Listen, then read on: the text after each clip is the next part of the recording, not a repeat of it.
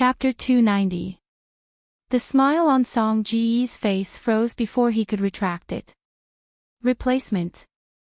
It's not the actors but the director. Song Gu was about to cry. He knew that his feeling was right. They didn't treat him as a big shot at all. They didn't respect him.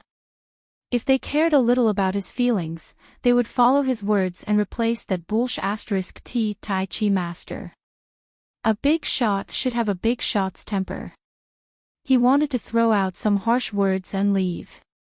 But he suddenly remembered that there were all kinds of hidden rumors about Summer's identity in the circle. He couldn't say those harsh words no matter what. What was worse was that he couldn't flick the sleeves of his tight leather clothes.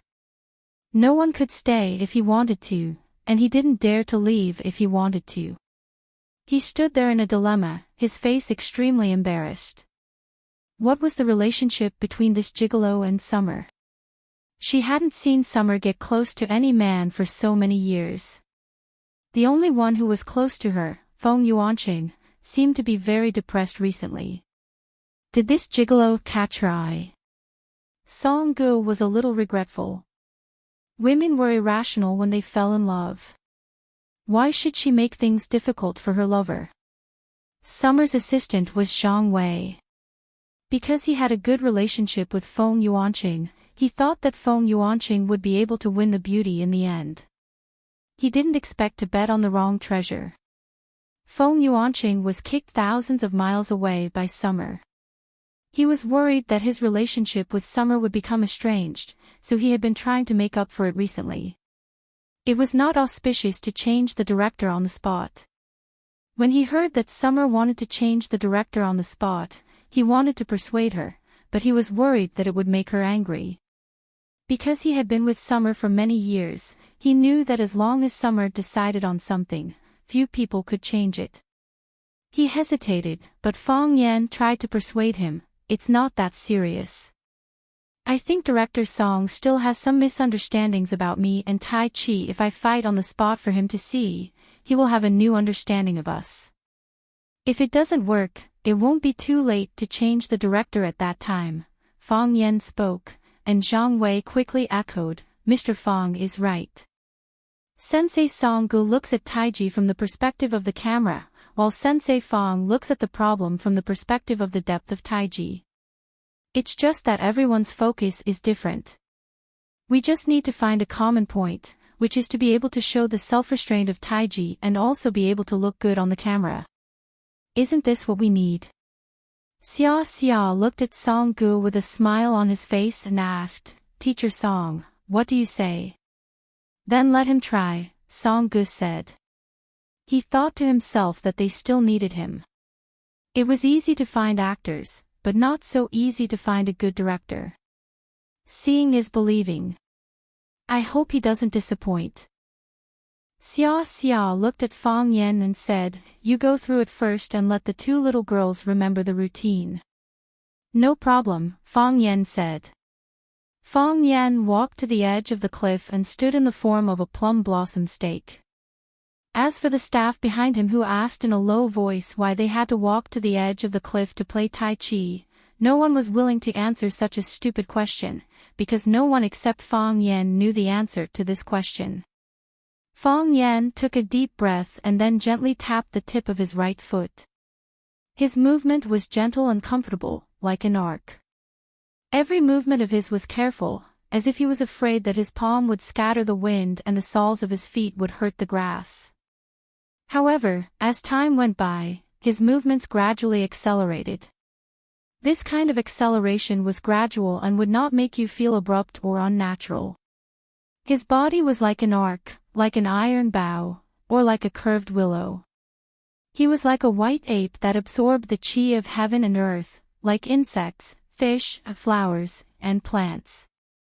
He was one with everything in the world. Every time he turned around, his body seemed to fall into the abyss. This made everyone enjoy this extreme beauty with their hearts in their throats.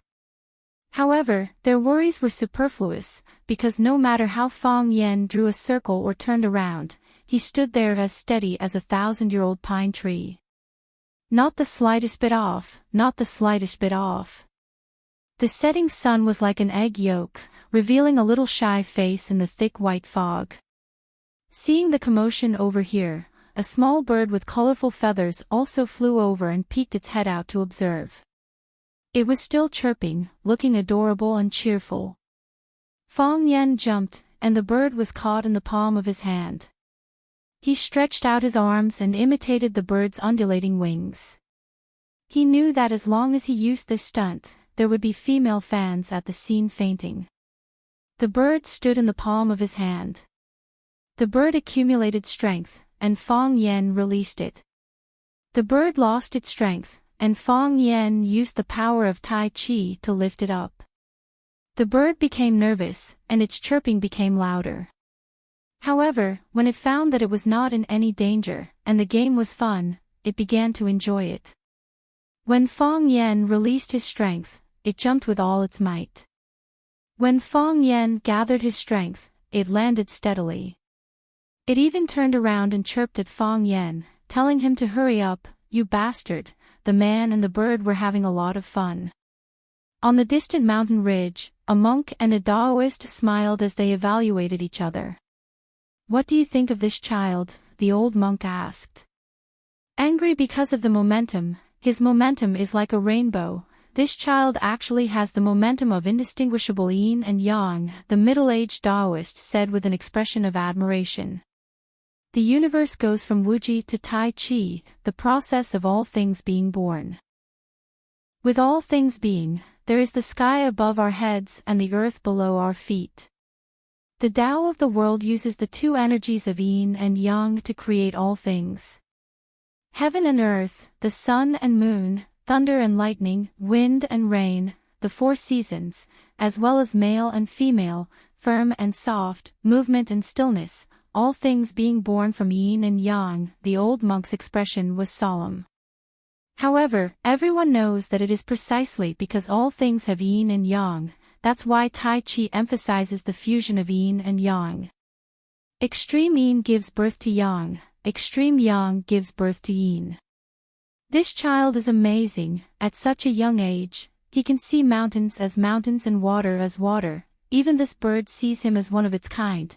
The heart of Tai Chi has truly become one with all things.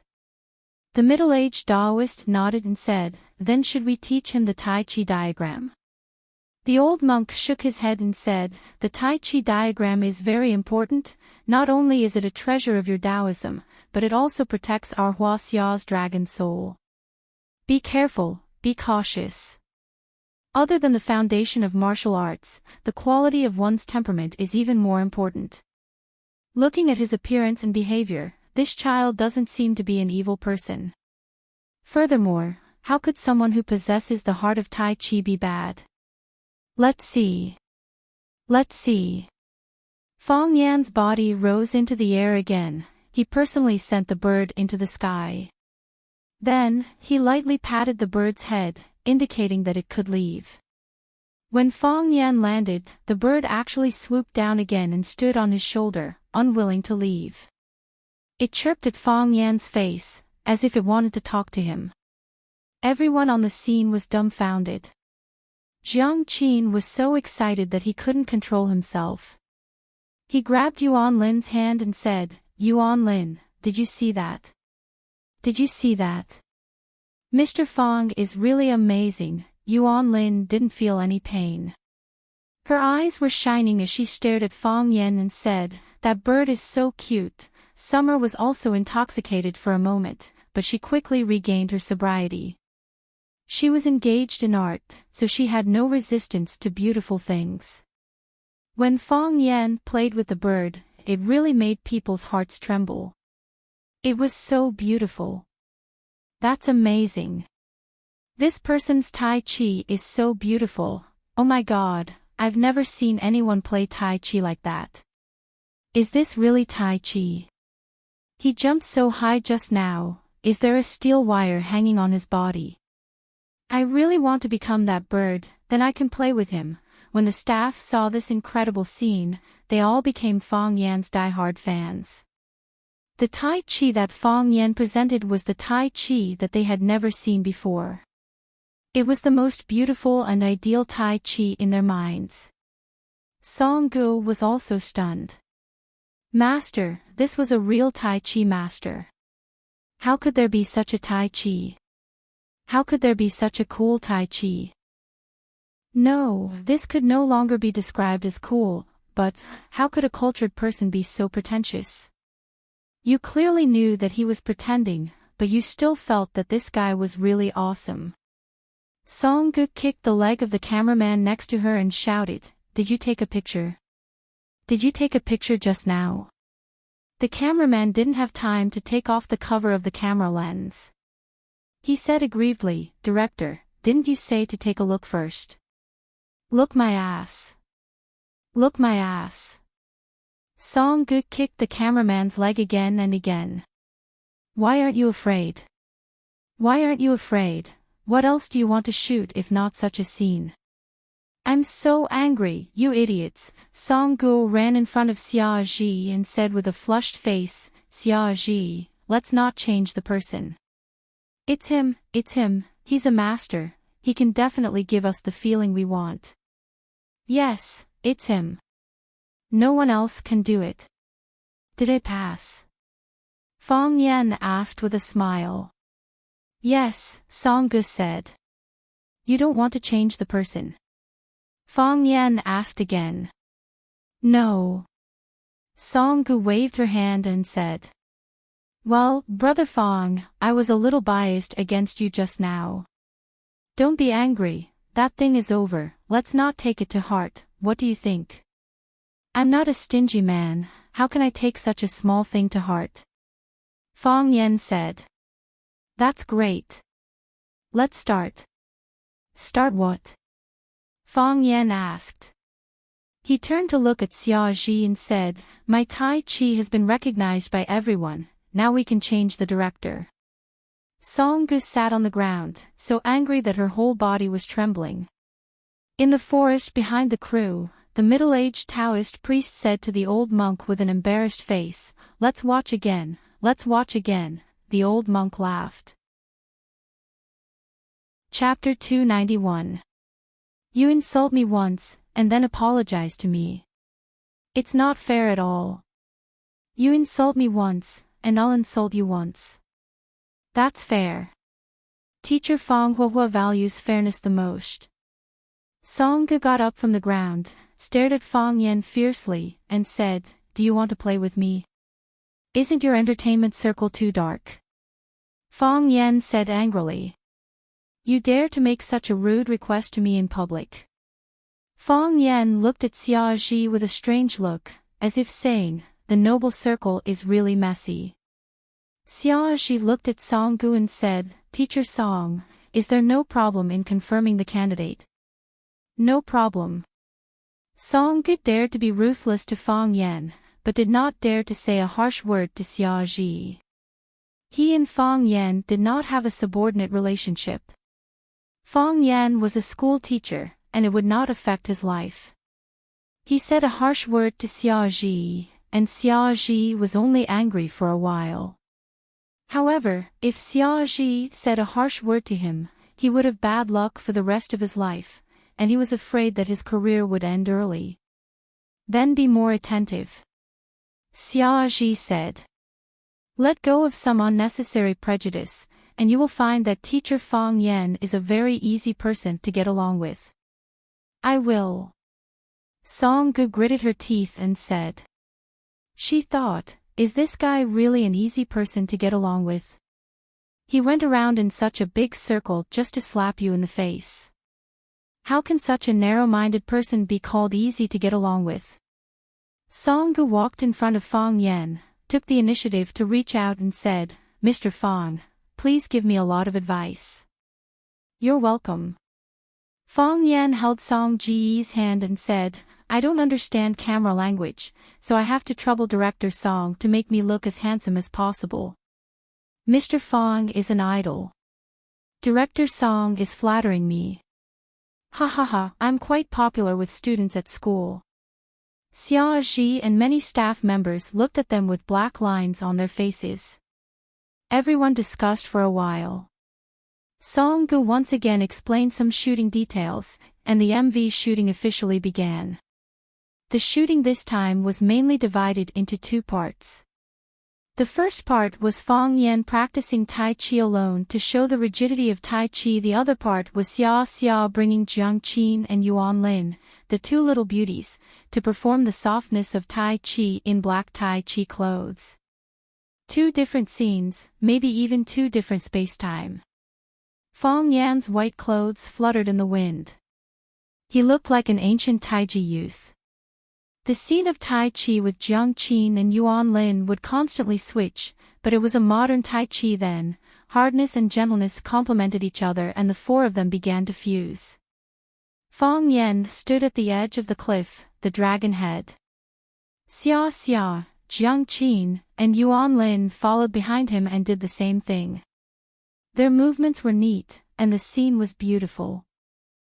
Because it was already late when the crew went up the mountain, they first shot some scenes of Fang Yan practicing Tai Chi at the edge of the cliff in the mountain breeze and white fog. Then, using the same scene, Xia Xia took Jiang Qin and Yuan Lin up and also did a round of Tai Chi. Xia Xia originally had a good foundation in Tai Chi, but it didn't have any actual combat effect. It was only for strengthening the body. Jiang Qin and Yuan Lin were still very unfamiliar with Tai Chi. They just felt that Fang Yan was handsome and good-looking. In the past 2 days, Fang Yan gave them some simple training. They only needed to follow behind Xia Xia or Fang Yan. Simply put, the two of them were two little flower vases in the MV. Everyone only needed to think that the two of them were good-looking. In the evening, the crew members settled in the Xia Hotel, which was the only quasi-5-star hotel on Xia Mountain. Last time, Fang Yan brought his students up the mountain for the night, but he didn't bring them to stay in such a hotel. Some students had strong self-esteem, so he had to carefully protect them. After dinner, Fang Yan and Xia Xia drank tea and chatted in the Tingfeng tea house of the hotel. The Xia Hotel was built against the mountain, and the Tingfeng tea house was on the edge of the cliff. Sitting in the tea house and drinking tea, the dark Grand Canyon came into view. In autumn, the valley was full of red maple leaves, which made people feel relaxed and happy. But in winter, when there were no stars or moon in the sky, only the whistling of the wind could be heard. That was how the Tingfeng tea house got its name.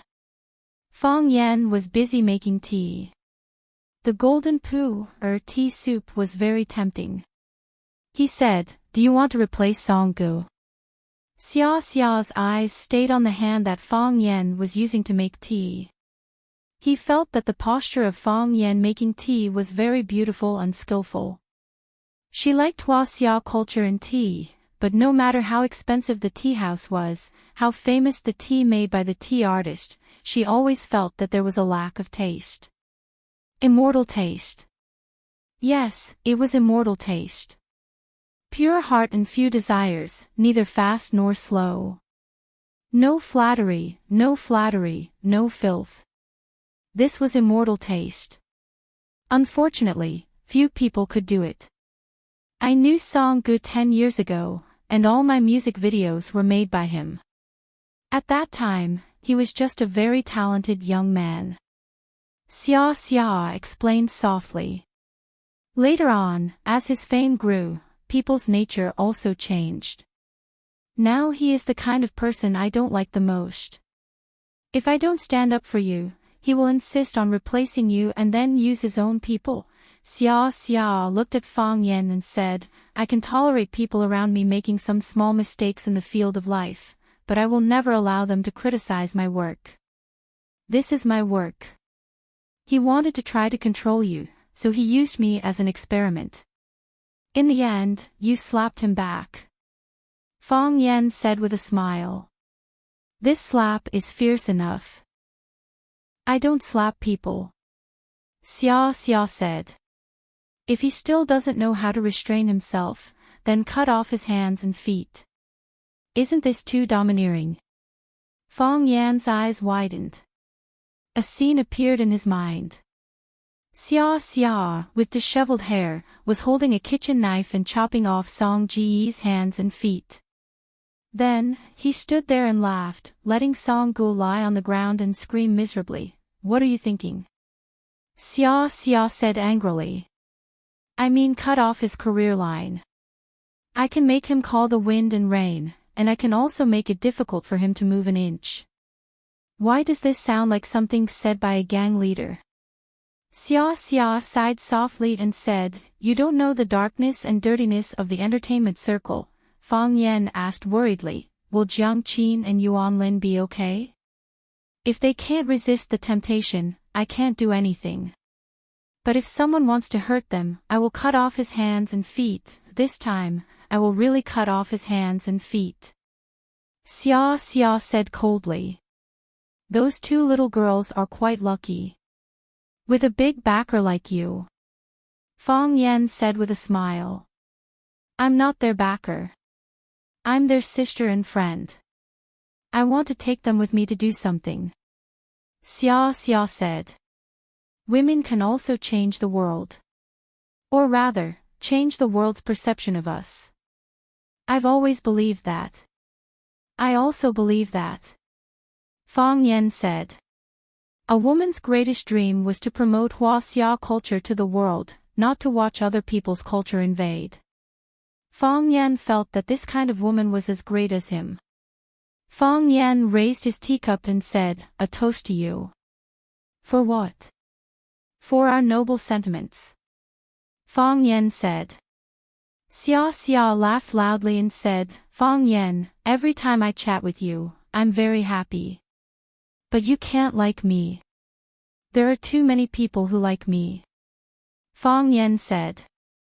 When there are so many people, I don't know how to choose. Who asked me to be a Libra? It's a bit too much, I won't go join in the fun. Xia Xia said with a hint. Fong Yan laughed dryly and didn't speak. Some things were better not said. Xia Xia looked at the antique decorations in the tea house and said, The owner of the tea house must be a very elegant person. It's not called the Star-Gazing Tea House, it's not called the Maple Appreciation Tea House, it's called the Wind Listening Tea House. In his heart, even listening to the wind is a romantic thing. Then star-gazing and maple appreciation are naturally not inferior. From the low place to see the rolling clouds, from the wet place to see the ninth heaven thunder. This person is very kind. Fong Yan nodded and said, It's just that the psychology of the nouveau riche is serious. Is there a need to put so many precious wood and antiques all over the house? It's like he's afraid that others don't know he's rich. What Sir said is very true. It's us who have fallen into the cliché. A middle-aged Taoist walked over with an incense burner and a smile. He walked to the table occupied by Fong Yan and Xia Xia and stopped. He put the incense burner on the table and said, Honored guests have come to visit. I'll give you a pot of tree incense. Please don't refuse. Fong Yan took a sniff. It was authentic ambergris. Moreover, the quality was higher than the ambergris he collected, and the smell was also purer. Fong Yan stared at the middle-aged Taoist warily and said, Who are you? Why did you give us tree incense? You didn't poison it, did you? Meeting by chance is also fate. Does Sir not believe in fate? Do you think I'm an idiot? Giving someone tens of thousands of yuan worth of ambergris incense when you meet by chance. Why didn't you give it to the two fatso in the corner? Why didn't you give it to the couple in the 30-degree position? Why did you give it to us? Sir and I are fated, Fong Yan interrupted the Taoist and pointed at Xia Xia. You're not thinking of hitting on her, are you? I'm a monk, I don't get close to women. Then you want us to buy your amulet? Fong Yan was extremely angry. Every time I walk on the street, I'll meet monks wearing Taoist robes who pull me to buy amulets. They say that they're fated with me at first glance, only a fool would believe that. Tell me, how much is your amulet worth? Seeing that you gave us tree incense, we're willing to be cheated by you this time. But let me make it clear in advance, I won't pay more than 100 yuan. The middle-aged Taoist's facial muscles twitched. His body swayed and looked like he was about to fall. Chapter 292. Tian Jizi felt very strange. According to his cultivation, it was impossible for him to have such a hysterical state. Was he going to suffer a heavenly tribulation? However, it was not enough to suffer a heavenly tribulation. If the white-browed monk suffered a heavenly tribulation, how could he not be punished by the heavens? That was because he was angry. Angry, angry. The word angry had not been in Tian Jizi's emotional world for many years. He had been cultivating all his life, calm and peaceful, and his thoughts were clear. He did not fight for anything, and rarely had conflicts with others. There were very few things in this world that could touch his spirit mirror Tao heart. He cultivated and nourished qi, but the qi he cultivated and nourished was qi activity. It was the body's nutrition and energy, and it was the driving force for him to seek the Tao and finally break through the void. Qi could cut hair and wash marrow, strengthen the body, and make people achieve immortality. However, angry, he tried hard to think about it, but he really forgot when and why he was angry last time. Why could this young man make him so angry when he opened his mouth? After thinking about it, Tian Jizi's eyes instantly lit up. Tao fate. Because they were fated, he was able to break through his own heart. Otherwise, so many people could not break through, but he could make him lose control of his emotions. Tian Jizi looked at Fang Yen with even more scorching eyes, which startled Fang Yen. He said, "You are not here to flirt with her, and you are not here to sell talismans. You want to flirt with me?" The smile on Tian Jizi's face instantly froze. His mouth slanted and his eyes protruded, and his body trembled even more violently. He was sure that he was going to suffer a heavenly tribulation. Otherwise, why did he feel like he was being struck by lightning? However, didn't the long-eyebrowed monk say that when he encountered the heavenly tribulation, he would experience 9 divine thunders? Why did he only experience 5? Was it because his cultivation was too low, or that monks were more unlucky than Taoists? Xia Zhi held back his laughter, kicked Fang Yen under the low table, looked at Tian Jizi and said, "What can I do for you, Jinren?" Tian Jizi chanted the Laozi Qingniu incantation several times, and with great difficulty, he suppressed the murderous intent in his heart.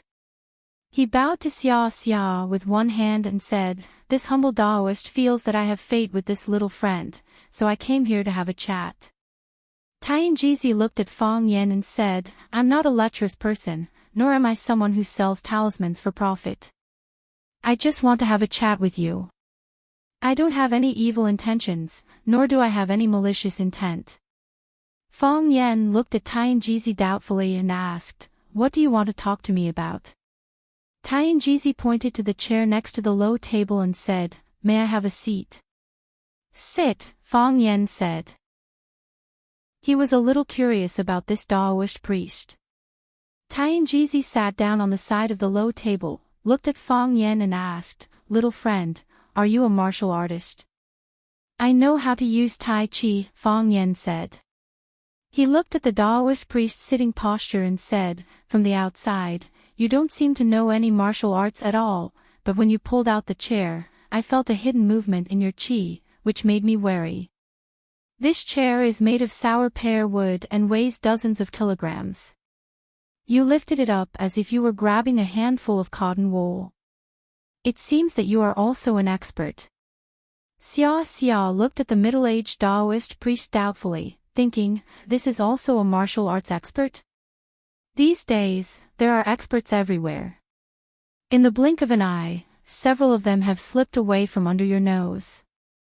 The Taoist priest took the tea that Xia poured for him and said with a smile, "I can't be considered an expert. I just used decades of martial arts to train my strength." "Well said. Fong Yan sincerely praised. In the future, if others say that I'm an expert, can you lend me that sentence? Tianjizi laughed and said, you can take it. But I think that what you said just now, know how to use Tai Chi, is more effective. Experts who have the heart of Tai Chi, the number of huaxias in Nuoda can be counted on one's fingers. If this is only 2 hands of Tai Chi, what about the other practitioners? Fong Yan's eyes became sharp and said, you know me. I was lucky to be at the scene of the Battle of One Sword Peak. Tianjizi looked into Fong Yan's eyes and said. Fong Yan was shocked and said, I didn't feel your existence. Not only Fong Yan didn't feel it, but the Ministry of War also didn't feel it. Because at that time, the Ministry of War said that there were only 3 people present who could fight with him. After this battle, he must visit them one by one.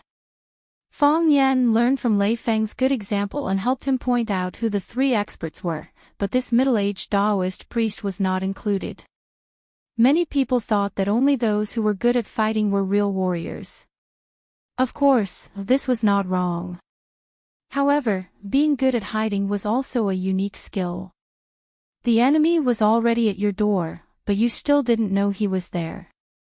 Just thinking about it made people's scalps tingle and their backs turn cold. My little friend, don't panic, Tianjizi said, waving his hand. When I hide in the wind, I become the wind. When I hide in the forest, I become a tree, a flower, and a grass.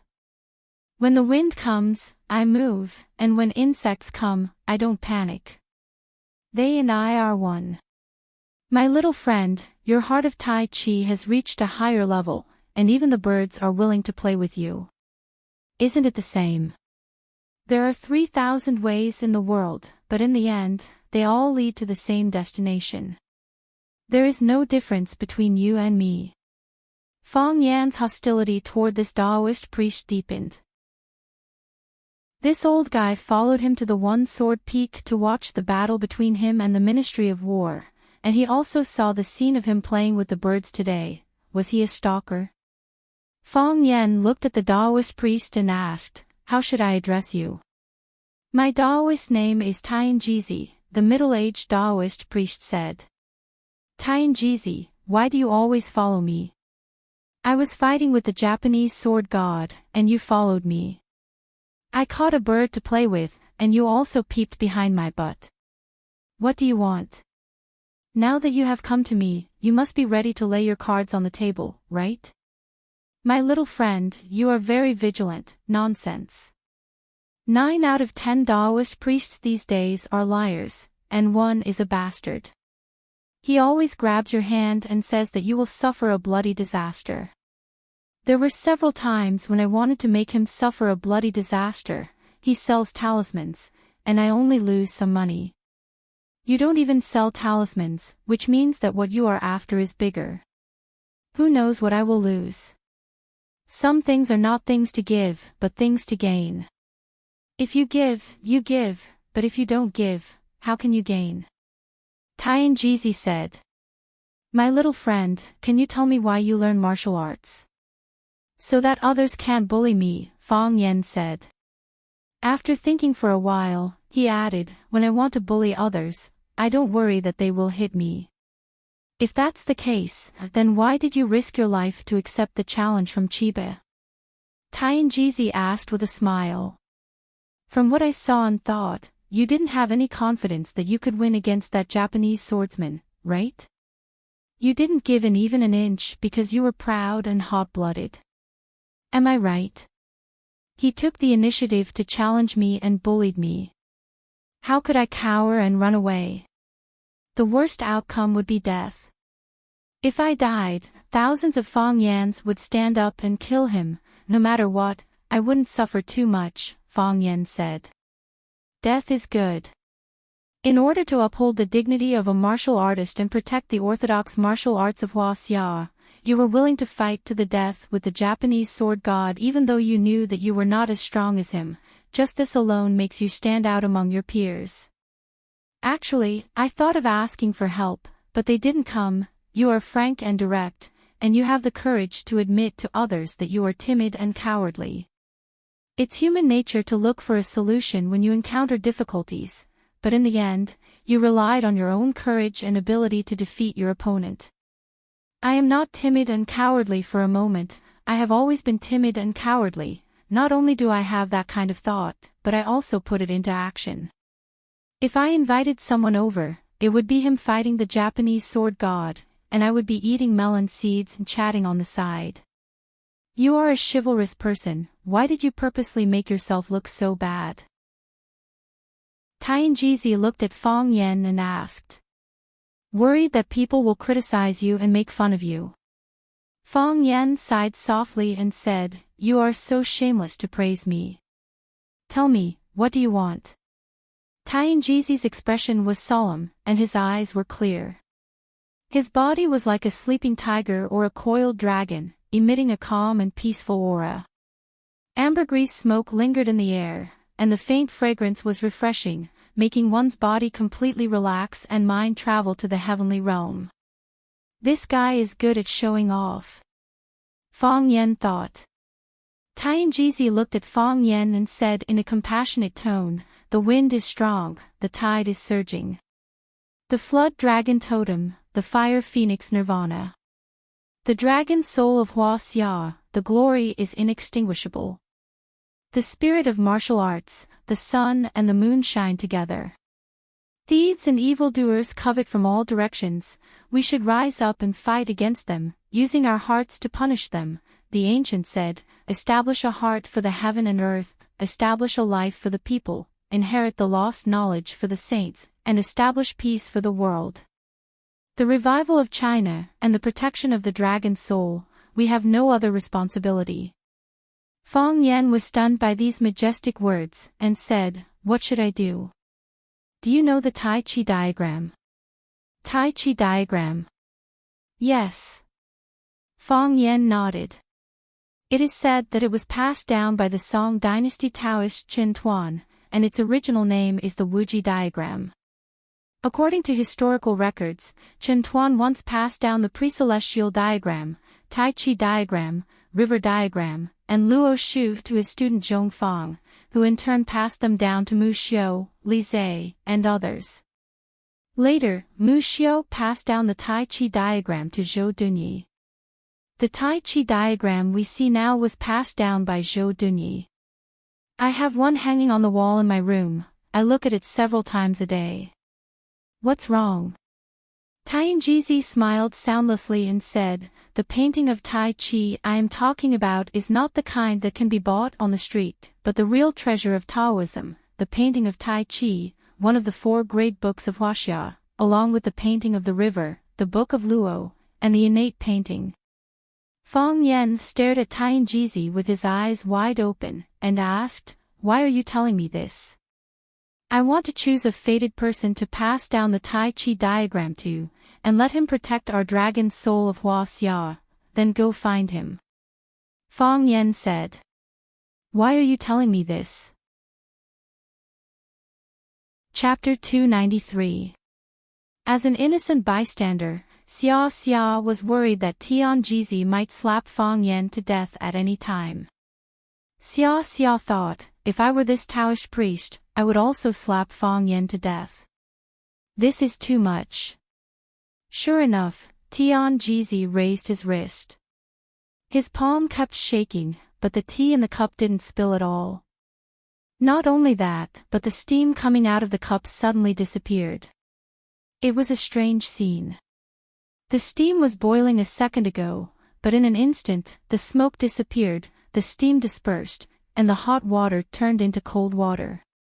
Paw! Tianjizi slammed the cup on the table. The tea didn't break, but the sour pearwood table started to shake. Xia Xia was shocked and couldn't help leaning back. She was worried that Tianjizi would not be able to hold back his anger and pour the tea in the cup onto Fang Yan's face. In the end, she would be in trouble because the tea was so hot. She did not want to be disfigured.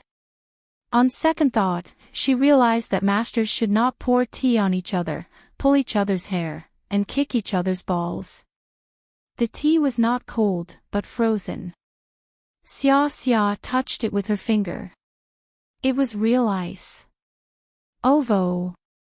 Xia Xia's eyes, which always gave people a sense of intellectual elegance, suddenly became like this. She couldn't accept and believe such a change.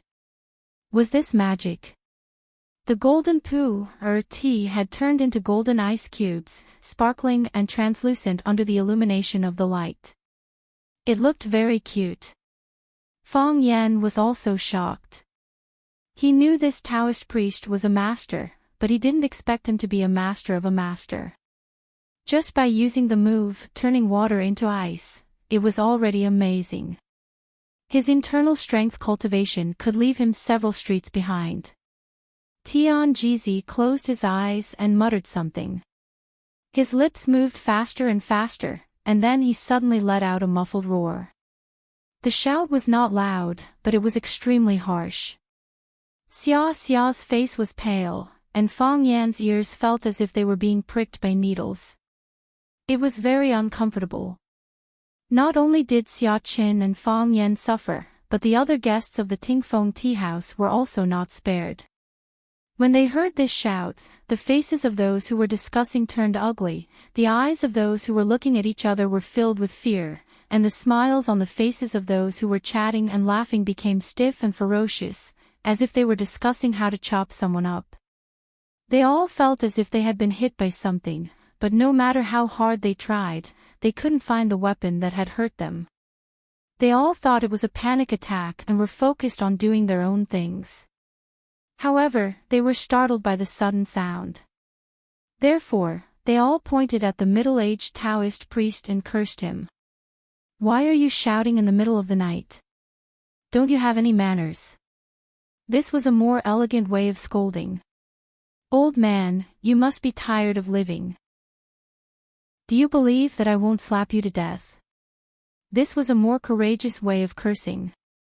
To be honest, Fang Yan was quite looking forward to him coming over to slap the old guy. "Which dog is barking in public? Hurry up and bring it back. Don't run around." This was a curse that brought about one's own destruction. Fang Yan couldn't bear to look in the direction of where he was. Tian Jizi paid no attention to the attacks and insults outside. He slowly opened his eyes, and his expression became bright and clear again. He had the demeanor of an expert. He looked at Fang Yan and said, "Buddhism pays attention to the fruit of suffering, and Taoism pays attention to fate. My young friend Fang Yan, you and I are fated. Otherwise, how could you repeatedly break my Taoist heart with just a few words? Although this curse came from my mouth, it started because of you, so, this resentment should also be placed on you." Xia Zhi helplessly looked at Tian Jizi and said, "Spiritual master, Fang Yan also often breaks my peace." Xia Zhi had the most right to speak about this kind of thing. When she and Fang Yan met for the first time, all kinds of unpleasant things happened. Fang Yan had a kind heart, but he had a venomous tongue. Feng Yuanqing almost died of anger when he met him. "That's also because you are fated." Tian Jizi pretended to be profound and said with the face of a charlatan, "If you are not fated, the world is so big and there are so many people. How can only the two of you sit in this Tingfeng tea house and drink tea and listen to the wind?" Xia Zhi's mouth slightly opened. She felt that what he said was so reasonable that she was actually speechless. Tian Jizi's focus was on Fang Yan, so he once again put his gentle and kind eyes on Fang Yan's face and said in a clear voice, "If we are fated, we should cherish the fate. I and my young friend Fang Yan hit it off the moment we met, and I see that you have the heart of Tai Chi, but you are not arrogant and rash. You have a noble character and wisdom like the sea. Therefore, I think my young friend Fang Yan is the most suitable inheritor of the Tai Chi diagram."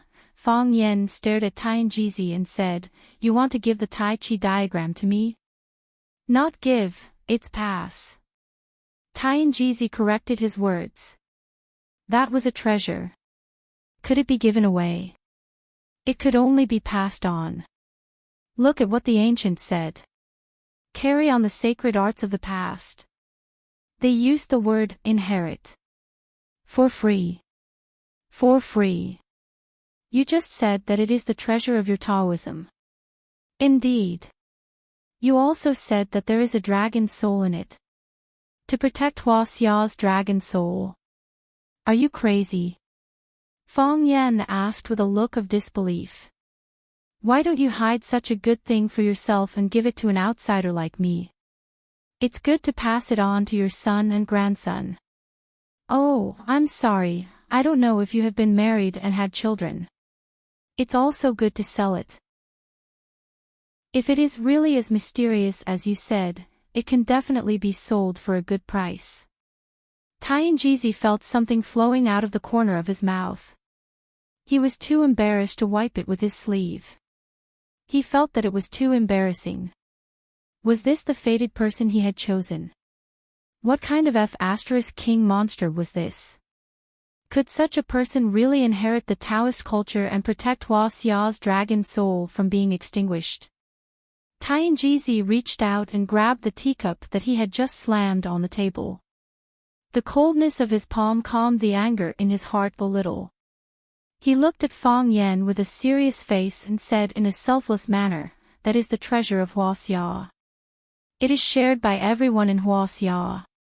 How can I keep it for my own selfish reasons? Also, the Tai Chi painting can't be sold. We can't sell our totem and spirit. Fang Yan's face darkened. He said, you mean that the Tai Chi painting can't be sold or passed on to my son and grandson? That's right. Tianjizi said firmly. This kind of thing was not negotiable. What can I do with it? Inherit the Taoist culture and protect Hua Xia's dragon soul. If you have a great opportunity, you might be able to decipher the 9 syllables mantra in the Tai Chi painting. I think it will definitely benefit you for the rest of your life. If you give me something, I can't sell it. I can't pass it on to my son or my girlfriend. The only thing I can do with it is to play a word-solving game. In the end, when I'm about to die, I still have to pass it on to someone else. Wait for a new fated person to appear. The Tai Chi painting will naturally have a new inheritance. Tianjizi said. Am I crazy? Fang Yan was so angry that his body was trembling. He pointed at Tianjizi's nose and scolded, what good does this do me? I don't get anything. If you give it to me, I have to give it to someone else. What if I have feelings for it? What if I can't bear to give it to someone else? If that's the case, I might as well not have it in the first place. That's the Tai Chi painting, one of the 4 great books of Hua Xia. It's everyone's dream. Tianjizi wanted to try harder. Whoever wants it can take it. Fang Yan said angrily. I've heard a lot of stories like this. A monk or a Taoist priest pretending to be mysterious. Or a wretched-looking old man. They pulled a young man passing by and said, young man, I see that you have a clear bone structure, an imposing appearance, and a root of wisdom. You are a rare martial arts genius. If you concentrate on cultivation, you will become a great person in the future. Come here. I have a book called 18 Dragon Subduing Palms. Whoever believes it is an idiot. Immortal, are you okay? Xia Ji asked carefully. She felt that the Taoist priest had suffered a great blow tonight. She didn't know if he could bear it. The timing is not right. The timing is not right. Tianjizi said with infinite regret. The old monk is right. Let's wait and see. Let's wait and see. Tianjizi stood up. When he turned around, he reached out and flicked his sleeves. The tea that had been frozen into ice melted again. Hot steam rolled over. Fang Yan's eyes widened. His mind trembled. He stared at the cup of tea without blinking. He stared at the rolling steam above the cup. He reached out his hand and touched it. The steam really did have heat. It was not a cheap trick on the street. The dead tree has come back to life. Fong Yan exclaimed. The dead tree has come back to life. He pushed the chair away and stood up, but the middle-aged Taoist priest was nowhere to be seen. He grabbed Xia Zhi's shoulder and asked, Did you see him? Did you see where he went? No. Xia Zhi shook her head. She didn't understand why Fong Yan was so excited all of a sudden. She didn't see him like this even when the boiling hot water turned to ice. I'm looking at the tea in the cup. Fong Yan went to ask several people, including the waiters of the Tingfeng tea house. However, no one told him where Tian Jizi had gone. Fong Yan stood in the Tingfeng tea house and cursed, Do you have any patience, old man? Do you have any integrity? You said that you will pass the Tai Chi diagram to me. Hurry up and give it to me. Don't you want to take me as your disciple? How can it be so easy to take a disciple? Other people's masters are crying and shouting, hugging their disciples' thighs and begging. If one day doesn't work, they will come 100 times. If one day doesn't work, they will come 100 days. Can't you at least hold on? When I don't agree, don't you know how to slap me? Fong Yan cried aggrievedly and shouted with red eyes, Godfather, where are you? Chapter 294. The smoke curled up and the wooden fish struck. Divine Jizi angrily pushed open the door, his face as dark as the bottom of a pot. The old monk stopped striking the wooden fish and looked at his old friend. I told you to wait and see, but you just had to be so impatient. Did you get frustrated? He's a bastard, Divine Jizi said with a bitter smile. I can't even talk to him normally. Which one of his words is serious? He's not a bastard. If he really was a bastard, why would we follow him for so long? The old monk shook his head. He's a smart person, too smart. He just used this bastard method to reject our request. Think about it, based on our many days of observation and understanding, has he really done something that we find unsightly? You mean, he knows why we came, but he just doesn't want to be on the same path as us? He doesn't want to take on this responsibility, the old monk sighed. He's still young, still in the playful stage, who would want to carry such a burden? Passing on the culture, protecting the dragon soul, these words sound easy to say, but it's hard to do. Someone has to do it, Divine Jizi said regretfully. There are still a few outstanding people in our generation. These youngsters, there has to be a few people who stand out. Didn't he already stand up? The monk said with a smile. He teaches and educates people, traditional Huaxia culture. Facing the challenge of the Japanese sword god Chiba, he didn't back down, didn't he already stand up? What's missing is just a ceremony. We just need to be patient and give them more time. I think these kids won't let us down. Who knows, they might even do better than us in the future. Wu Jizi nodded and said, Is he really the fated one? What? The divine fortune teller Divine Jizi is starting to doubt his own eyes. This kid is a bit strange, just sitting with him makes me easily angry, violent, even the Lao Tzu cleansing mantra can't suppress it, because you care, the monk said. If you don't care, why are you so angry? In your hands, he is the most suitable inheritor of the Tai Chi painting, right?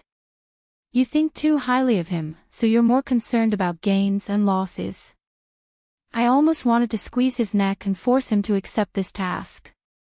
Tian Jizi laughed heartily. However, it's impossible for this kid to escape from my grasp. You planted another seed. I just used our Taoist secret technique, spring comes to withered wood, in front of him.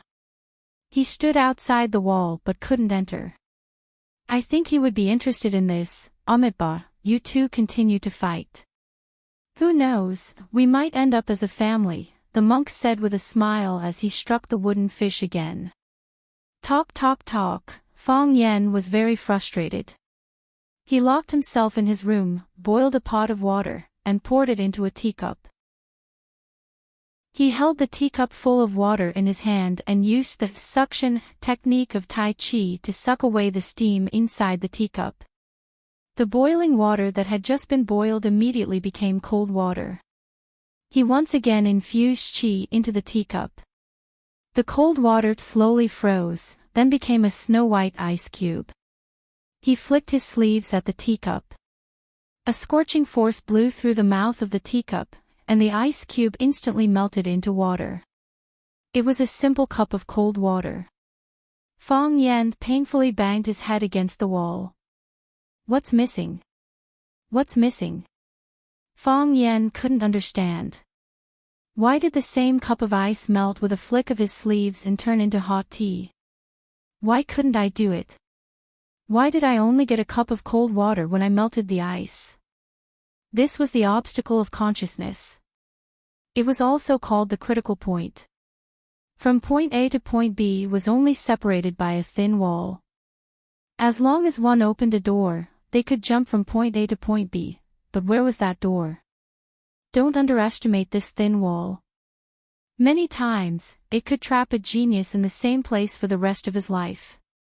Fong Yen was walking on a road that no one had ever walked before. Or rather, someone had walked on this road, but he didn't know who, so he had no experience to learn from. He asked the old drunkard, and the old drunkard told him to explore it by himself. The road ahead was long, and he was also in the stage of exploration. Fong Yen could feel that he was the same kind of person as the old drunkard, and also the same kind of person as Yi Ro.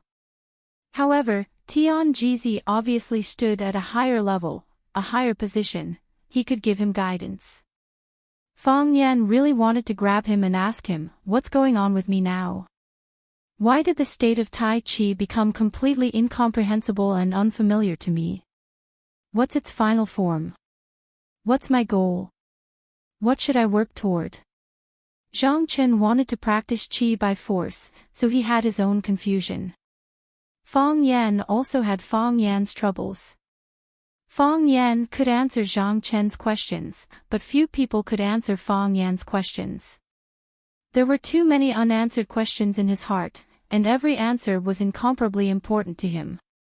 If Tianjizi could help him solve the problem, not to mention calling him master, he could even call him godfather. Other people could call him godfather for a bit of money, so what was wrong with him calling him godfather for the sake of his supreme pursuit of martial arts? Fong Yen really didn't mind. Bang, bang, bang, he knocked his head on the wall again and again. He really wanted to know, what did he do wrong? What did he lack? Bang, bang, bang, the sound of his head hitting the wall came again. Fong Yen looked at his head in confusion. It hadn't hit the wall, someone was knocking on the door. Fong Yen walked over and opened the door. Jiang Qin was standing at the door in a nightdress with a smile. Fong Yen looked at Jiang Qin and asked, "Why aren't you sleeping?" "I can't sleep. So I came to chat with Mr. Fong," Jiang Qin said shyly. It was a little embarrassing to stand in front of his teacher in the middle of the night. "I'm already asleep," Fong Yen said. "Let's talk tomorrow. Hurry up and rest. We have to get up in a few hours to film. The next scene will be the scene of the sun rising. You have to rest well and show your most beautiful posture to the audience." Jiang Qin looked a little wronged, but he tried to smile and said, "Okay. Good night, Mr. Fong." "Good night," Fong Yen said with a smile. Jiang Qin turned around and left. He entered his room and closed the door. The door of the room next door opened. He stood at the door with a cardigan sweater over his pajamas. "She's sad," Xia said. "I'm also doing this for her own good," Fong Yen said. "One day she'll understand your painstaking efforts," Xia said. "She'll be glad to have a teacher like you." "It's late. Go to sleep," Fang Yan said. He waved at Xiaozhi, then turned around and entered his room. Xiaozhi stood at the door and looked at the closed door of Fang Yan's room in a daze. This man, what kind of man is he? Because the entire crew lived on this floor, he refused to let students enter his room. He was worried that some people would see it and bring trouble to Jiang Qin. The entertainment circle was a circle of right and wrong. A small joke like Jiang Qin knocking on the door of a male teacher's room in the middle of the night might seem inconspicuous now, but when she really became famous, those hidden monsters would jump out and bring her a lot of trouble. Fortunately, he was very sober. When Xiaozhi saw Fang Yan for the first time, it was the scene of Fang Yan standing under the rising red sun and playing Tai Chi. Therefore, she stubbornly believed that it was the most beautiful scene and that such a scene must be included in her MV. Thus, the whole crew got up early the next day to shoot the sunrise. The two little girls, Jiang Qin and Yuan Lin, were in very good spirits. They took the initiative to help distribute lunch boxes to the staff of the crew. Fang Yan paid special attention to Jiang Qin and was relieved when he found that there was no abnormality. After all, she was just a child. Her mood was bad and good faster.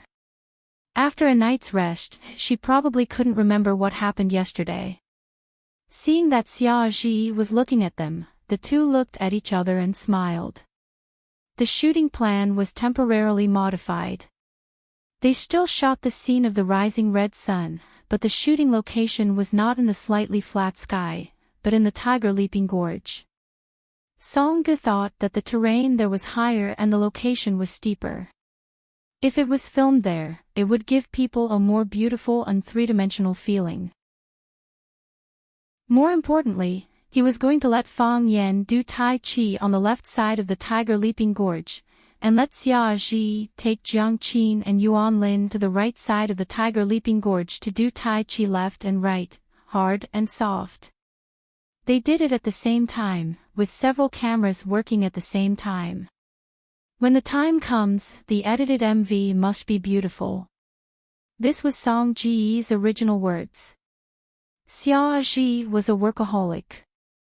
After listening to Song Ji's explanation, he also felt that this idea was very good. Thus, the group rushed to the tiger leaping gorge. The tiger leaping gorge was the place where Fang Yan encountered the monster killer group last time. There were two tall cliffs on the left and right side. It was said that on the night of the full moon, a fierce tiger howled at the moon and then jumped from the cliff on the left to the cliff on the right. The monster group's grave was covered with weeds, but the tiger leaping gorge was still gloomy and ghostly, giving people infinite temptation and pushing people away. Song-gu liked this place very much and said happily, "It's so beautiful. So beautiful. That's the feeling I want. Dark and lonely, like an old man in his twilight years. But when the first ray of sunlight shines on the tiger leaping gorge, it gives people a feeling of light and hope.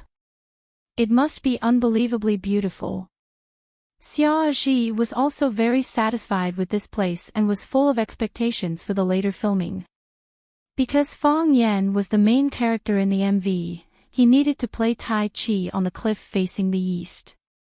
On the other hand, Xiaozhi, Jiang Qin, and Yuan Lin needed to go down to the mountainside and take the ropeway to the other side of the tiger leaping gorge. Of course, Song-gu also followed Xiaozhi to the other side.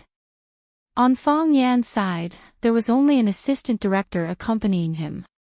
The assistant director asked Fang Yan to tie the rope, but Fang Yan waved his hand to indicate that there was no need. This level of danger was within his tolerance range. On the opposite side of the cliff, Xiaozhi, Jiang Qin, and Yuan Lin were being tied up with safety ropes by the staff.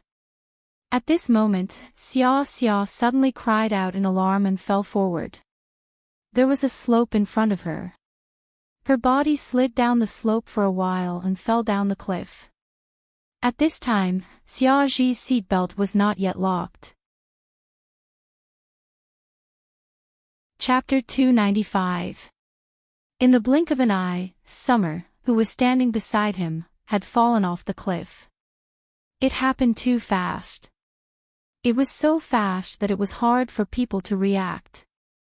Song-gu and the others didn't even have time to make a frightened movement or make any sound. They just shouted something. The summer disappeared from their eyes. Of course, this was just the reaction of a normal person. Fong Yan was not a normal person. When he heard Summer's exclamation, he already felt that the situation was not good. When he saw Summer's head sliding down the slope, he already had a premonition of what was going to happen. Therefore, when Summer fell off the cliff, Fong Yan had already finished 2 consecutive run-up runs. He tiptoed on the edge of the cliff and his body quickly fell to the cliff, rushing towards Summer who was on the opposite side of the cliff. Whoosh, the wind was whistling in Summer's ears. She felt the cold wind of the canyon cutting her face. She felt her body was cold and stiff.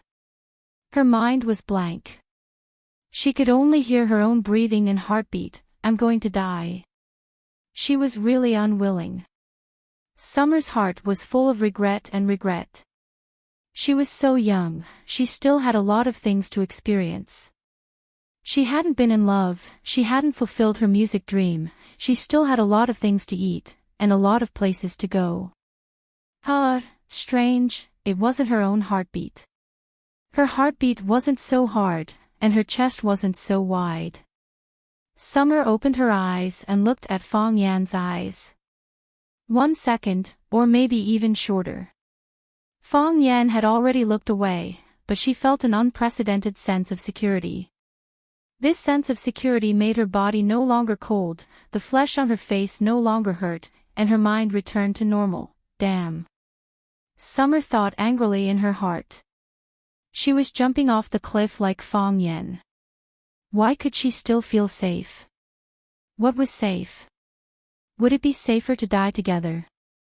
Summer and Fong Yan had known each other for a while, but it was the first time she was so close to him.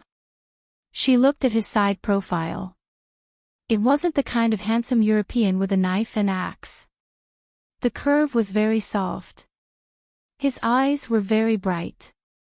They were falling fast, and his eyes were looking around like an eagle. He was about to die, so what was there to worry about? Xia suddenly felt her side collide with the edge of the cliff. No, Fong Yan hugged her and dove to the side.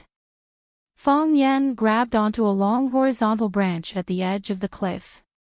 Because they were falling too hard, the tree branch creaked under their weight, and their legs kept swaying in the air. From rolling down the cliff to stopping, the summer felt as long as a century. However, to Fong Yan, it was merely a breath's time. Everything happened in the blink of an eye. Fong Yan jumped off the cliff to intercept Xia Kiki. After gliding in the air for a few tenths of a second, Fong Yan hooked his hand and grabbed the tree trunk. Are you okay? Fong Yan finally had the chance to ask this question. I'm fine, Fong Yan, She really couldn't understand why Fong Yan would jump off the cliff to save her. Didn't he say that she wasn't his type and that they wouldn't have a future together? Was there a need to invest so much? Fong Yan didn't answer her question. He looked up at the sky and shouted, "Throw the rope down. Quick, put the rope down, put the rope down." Song-gu and the security assistants on the top of the mountain finally reacted. They put down the rope that was originally used as a safety rope and held the other end in their hands. 1 person, 2 people, 3 people, a dozen people, they lined up in a column, each holding a section of the rope, ready to pull Fong Yan and Xia Ji up. Fong Yan told Xia Chen to hug him tightly. For safety's sake, he used his own legs to clamp Xia Chen's legs tightly together. This posture was really too embarrassing and too ambiguous. Fortunately, Fong Yan and Xia Chen were both simple-minded beauty, no one would think so much, and no one would admit that they did. In this way, Fong Yan's 2 hands were completely free. He hugged the tree trunk with one hand and took the rope with the other hand and pulled hard. The group of people on the mountain moved toward the edge of the cliff.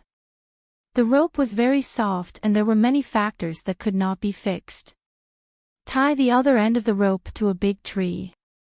Tie it tightly. Fong Yen shouted. This time it was not a joke. If the rope accidentally fell when he grabbed the rope and climbed up, it would be very difficult for him to grab the life-saving object that could stop them from falling. Or if someone on the top of the mountain was pulled down the cliff, Fong Yen would be powerless to help save them at that time. With casualties, this MV shooting would become an accident.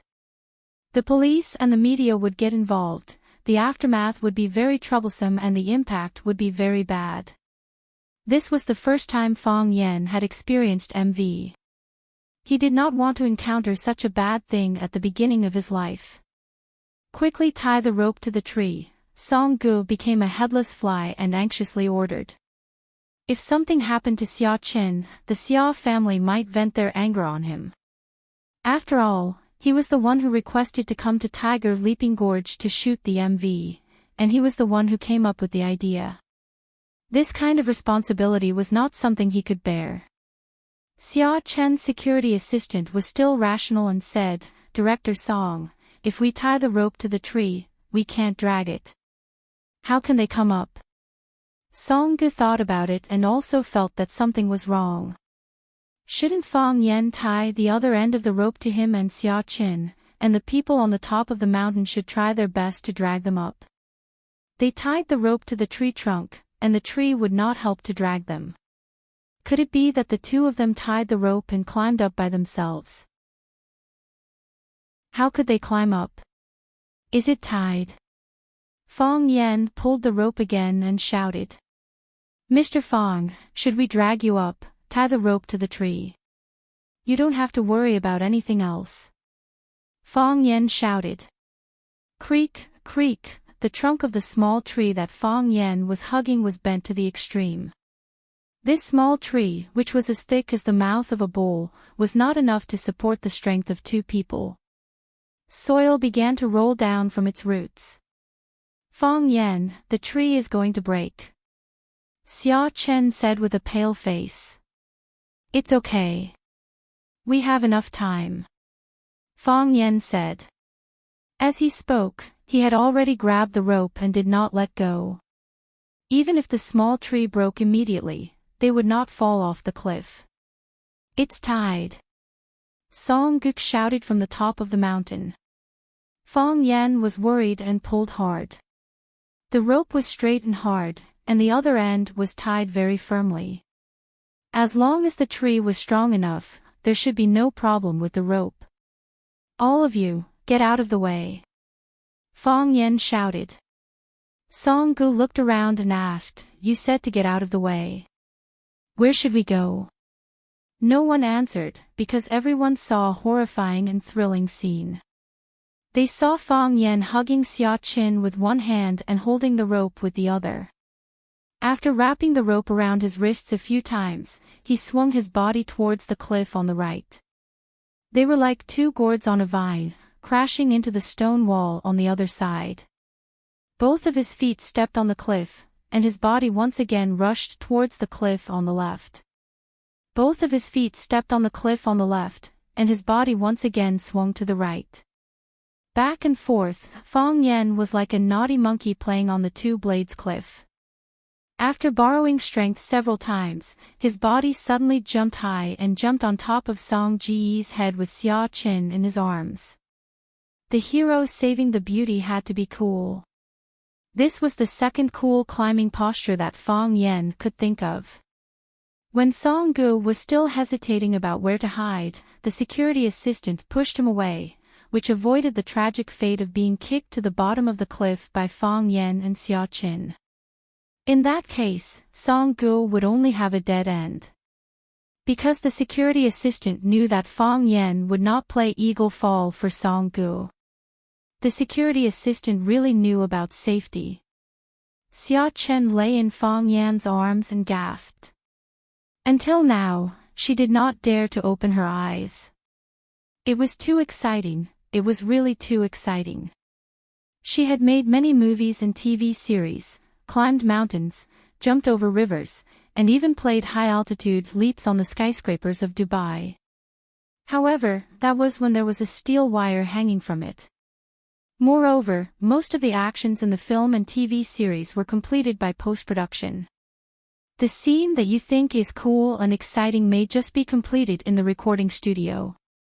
However, Fong Yen made such an action with one hand grabbing the rope. This is simply challenging human cognition. Song Gu sat on the ground and looked at Fong Yen with her mouth wide open. She was speechless for a long time. He didn't know if he was stimulated or scared. Maybe it was both. The three security assistants of the crew stared at Fong Yen. A bearded man gave a thumbs up to Fong Yen. The bearded man was called Zhou Deqiang, the head bodyguard of Xia Qin. Originally, he did not like Fong Yen very much. He thought that he was just a pretty boy who knew a few tricks. Because he was good-looking and glib, he was able to get Miss Xia Chen's trust. This feeling was as complicated and contradictory as the princess guarded by the warrior was taken away by the prince, and the daughter raised by the father was about to be cheated away by the bastard son-in-law.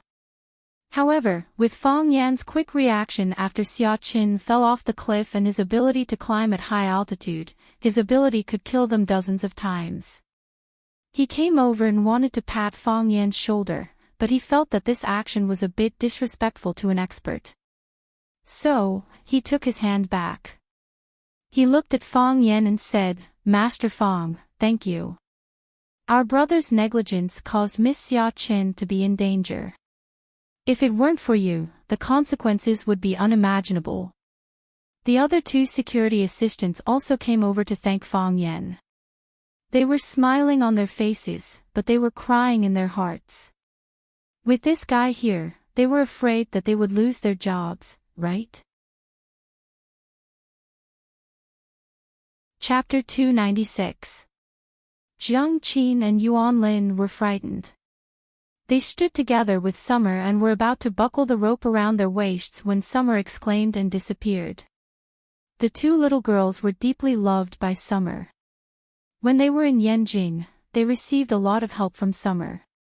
Summer was usually busy with work, but she often asked her assistant to send them some daily necessities. As long as she had free time, she would drive to school to pick them up, and the three of them would go out to eat and go shopping together. Their relationship was not like that of master and apprentice, but more like that of sisters. Summer fell off the cliff. Their little faces were pale with fear, and their legs were weak. They couldn't even speak. Fortunately, Fong Yen chased after them and saved Summer. Only then did they recover some spirit and strength. Jiang Qin and Yuan Lin rushed over and cried while hugging Summer. Life and death separated by a thin line. If it weren't for Fong Yen, they could only see Summer's corpse now. Maybe they wouldn't see it because they couldn't go down the mountain in such a short time. Because Summer was still lying in Fong Yan's arms, the two of them also hugged Fong Yen. From a distance, it looked like the four of them were hugging their heads and crying together. Summer finally came to her senses. She got up from Fong Yan's arms, turned around and hugged Jiang Qin and Yuan Lin in her arms.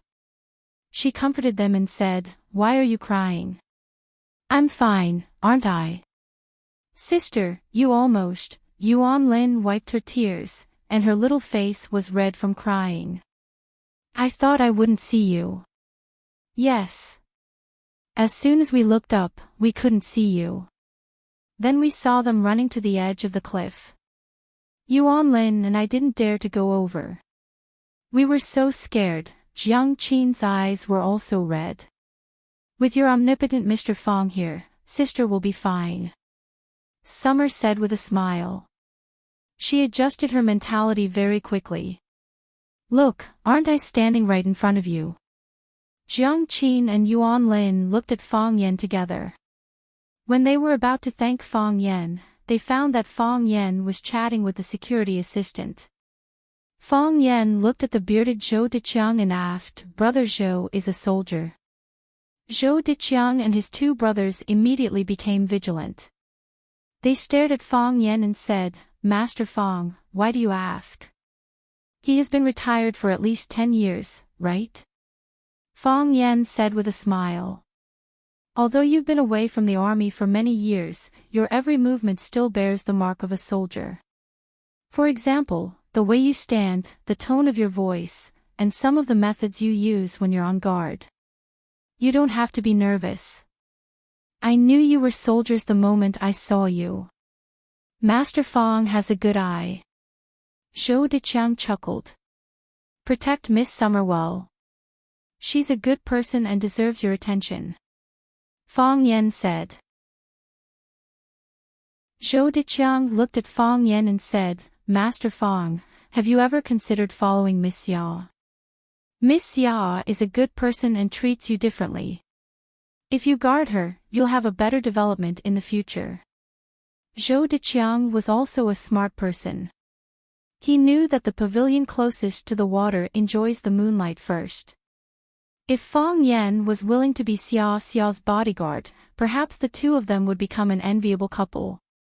Miss Xia had a good family background, good looks, and most importantly, she was kind-hearted, knowledgeable, and introverted. She was a good match for countless men. If Fang Yan could really get together with Xia, it would be 100 times better than being a teacher in a middle school. Xia's husband was a figure who could make headlines in the media from time to time. Zhou Diqiang thanked Fang Yan for his help in times of crisis and also thanked him for comforting his brother, so this sentence was more straightforward. "I just want to be a quiet teacher." Fang Yan refused with a smile. "Reading, writing, and being with students, this is the best life I can imagine." Zhou Diqiang and his two friends immediately blushed. They felt that their hearts were too vulgar and dirty, and they were not worthy to talk and chat with Fang Yan.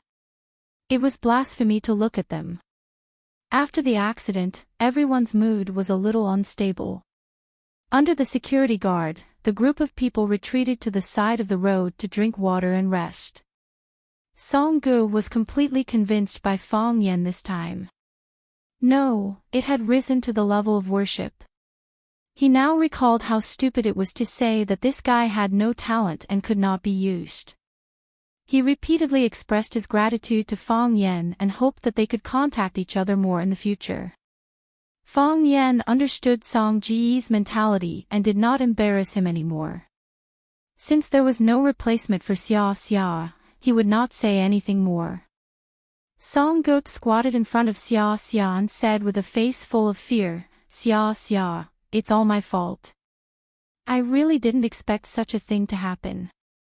If I didn't choose such a dangerous place to shoot, you wouldn't have encountered such danger. Why don't we change places to shoot the MV? Many people in the entertainment industry were superstitious. They believed in all kinds of gods. Every time they started filming, they would hold a starting ceremony and pray to the gods to bless them with smooth sailing and smooth shooting. Encountering an extremely dangerous thing during filming like today, almost causing casualties, made them feel that this was not an auspicious place. Changing the venue was also a matter of course. I almost fell off the cliff because I accidentally stepped on a snake. It has nothing to do with the venue you chose. Xia said. If you think this venue is not good enough, we can change to a better one. However, if it's just because of this sudden accident, I think it's still better to shoot here. Fang Yan, what do you think? Next time, tie the safety rope. Fang Yan said. If I just happened to be dozing off or went to the toilet, wouldn't I not be able to chase after you to save you? Even if the others jumped down, they wouldn't be able to save you. Maybe they would fall even faster with you. A group of people laughed, and the oppressive atmosphere finally eased a little. Xia nodded and said, Fang Yan is right. We still choose to shoot in Tiger Leaping Gorge, and we still follow the original shooting plan. However, we must do a good job with safety measures. Not only me, but also my dear and Xiao Lin. Every staff member must do a good job with safety measures.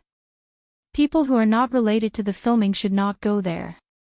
Just stand in a safe area and do the logistics work. Miss, this time we will do a good job with safety. Zhou Deqiang promised. Yes. Don't feel pressured. Xia Xia comforted. When everyone went to work, Xia Xia sat next to Fang Yan. Xia Xia looked at Fang Yan and said, "You haven't answered my question yet." "What question?" Fang Yan asked. "Why did you jump down?" Xia Xia's bright and intelligent eyes stared at every frame of Fang Yan's facial expression and asked aloud. "Because I can," Fang Yan said. Xia Xia angrily kicked Fang Yan and said with a wry smile, "What kind of answer is that? Do you think you're Huaxia mobile?" "I didn't think that much at the time." Fang Yan looked at Xia Xia and said, "If I didn't have this skill, I might have made the same choice as them. I would have shouted for help, Summer fell down, and then I would have waited for you to completely fall down, followed everyone to the Grand Canyon to find you, waited for the police to come, waited for your memorial service, and maybe even shed some tears. However, with this skill, I know I can save you. I know how I should save you, and I have to save you. That's why I jumped." "Is that the reason?" Xia Xia asked. There was some regret, a little sadness, but also a sense of relief and joy. After surviving a disaster, there will be good fortune. Xia Xia thought, it must be like this, right? That's the reason. Fang Yan said. It's not as complicated as you think. If Songgu fell down, would you save him like this? Xia Xia didn't know why he would ask such a boring question. Isn't this kind of unreasonable question that a 17 or 18-year-old girl would ask when she's acting coquettishly with her boyfriend? It's impossible to happen or hasn't happened yet, and you have to find a definite answer. Isn't this making things difficult for people? Could it be that she had suddenly contracted the princess syndrome? Save. Fang Yan said. You're not a broad-minded man. Because he's your compatriot.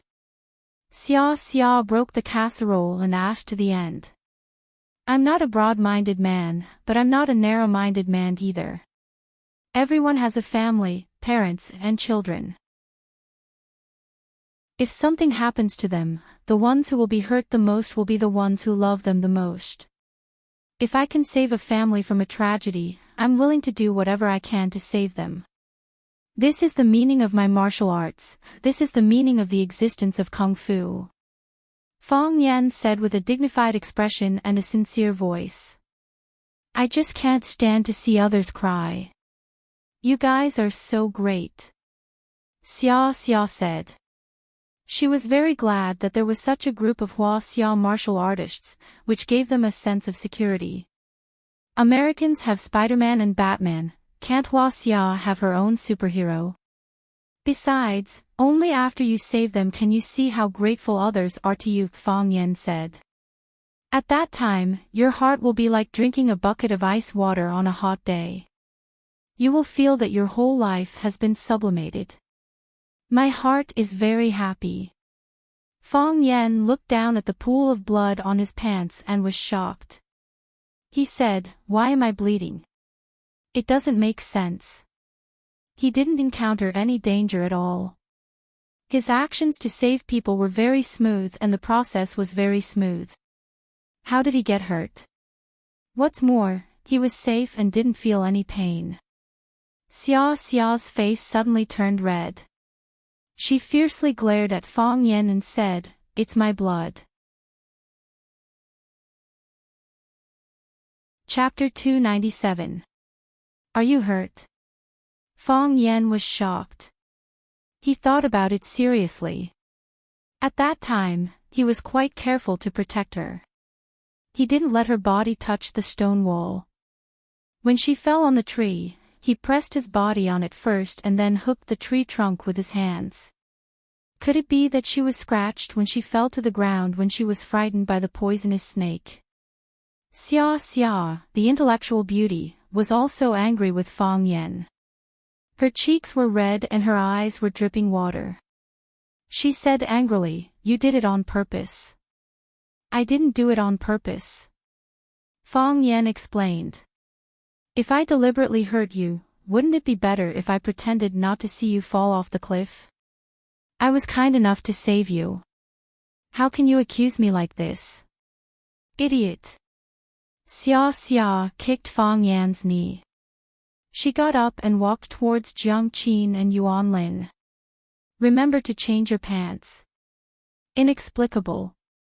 Fang Yan looked at the red blood on his trousers and said, "Drama crew, please help me get a new pair of pants." There was still filming in a while. Fang Yan didn't want to play Tai Chi in a pair of bloodstained pants. Fortunately, he discovered it in advance. If it was discovered by the audience in the music video, it would be a great shame. Since Fang Yan performed a difficult ultimate teacher version of the hero saving the beauty in public, the entire crew regarded him as an idol and the #1 person who couldn't be offended. His ranking was even higher than Xia Xia. In this high mountain, if he accidentally fell down, he hoped that the hero could save him once, right? Besides, if he offended someone and they beat him up, he wouldn't have the chance to fight back. Presumably, his good colleagues and friends wouldn't help him. Therefore, everyone agreed to Fang Yan's request. As soon as Fang Yan shouted that he needed to change a pair of pants, 2 girls from the drama crew immediately ran over with several pairs of pants and asked Fang Yan which one he needed. Moreover, a round-faced girl blushed and asked Fang Yan if he needed her help changing pants. After all, she was a professional in this area. Fang Yan refused. Did they think they were 3 years old? He couldn't even do something as simple as changing his pants. It was too infuriating. Due to the incident of falling off a cliff in the summer, the production team raised the safety level to an unprecedented level. Other than the actors and cameramen, everyone else retreated to a safe area. Several security assistants whipped all the surrounding bushes with sticks. If there were any venomous snakes or scorpions, they would either drive them away or beat them to death with a stick. They were also holding back their anger in their hearts. If it wasn't for that poisonous snake rushing to Xia Xia's feet, they wouldn't be so passive right now. Fang Yan went to the opposite cliff. "Walk over there." Ordinary experts would not easily make a move, and those who did so were definitely not peerless experts. In this regard, Shimin Chui Shui was very arrogant and pretentious. He first announced to the Jianghu, "If a sword is not unsheathed, blood will be shed." When an enemy came to challenge him, he killed him with a single slash. His friend came to challenge him, and he killed him with a single slash. Her son came over to challenge her, and she secretly beat him up, pretending that nothing had happened. In this way, who would dare to challenge him? No one dared to challenge him, and he was able to maintain his reputation of being undefeated. Therefore, Fang Yan always felt that Shimin Chui Shui was the smartest person in the Jianghu. Assistant Director Wang Ku treated Fang Yan differently this time. He personally walked to Fang Yan with the safety lock and asked, "Master Fang, you don't need this thing, do you?" "I don't need it," Fang Yan said. He wanted to do Tai Chi without any scruples. What was a rope tied around his waist? But the others must be tied up. Understood. Understood.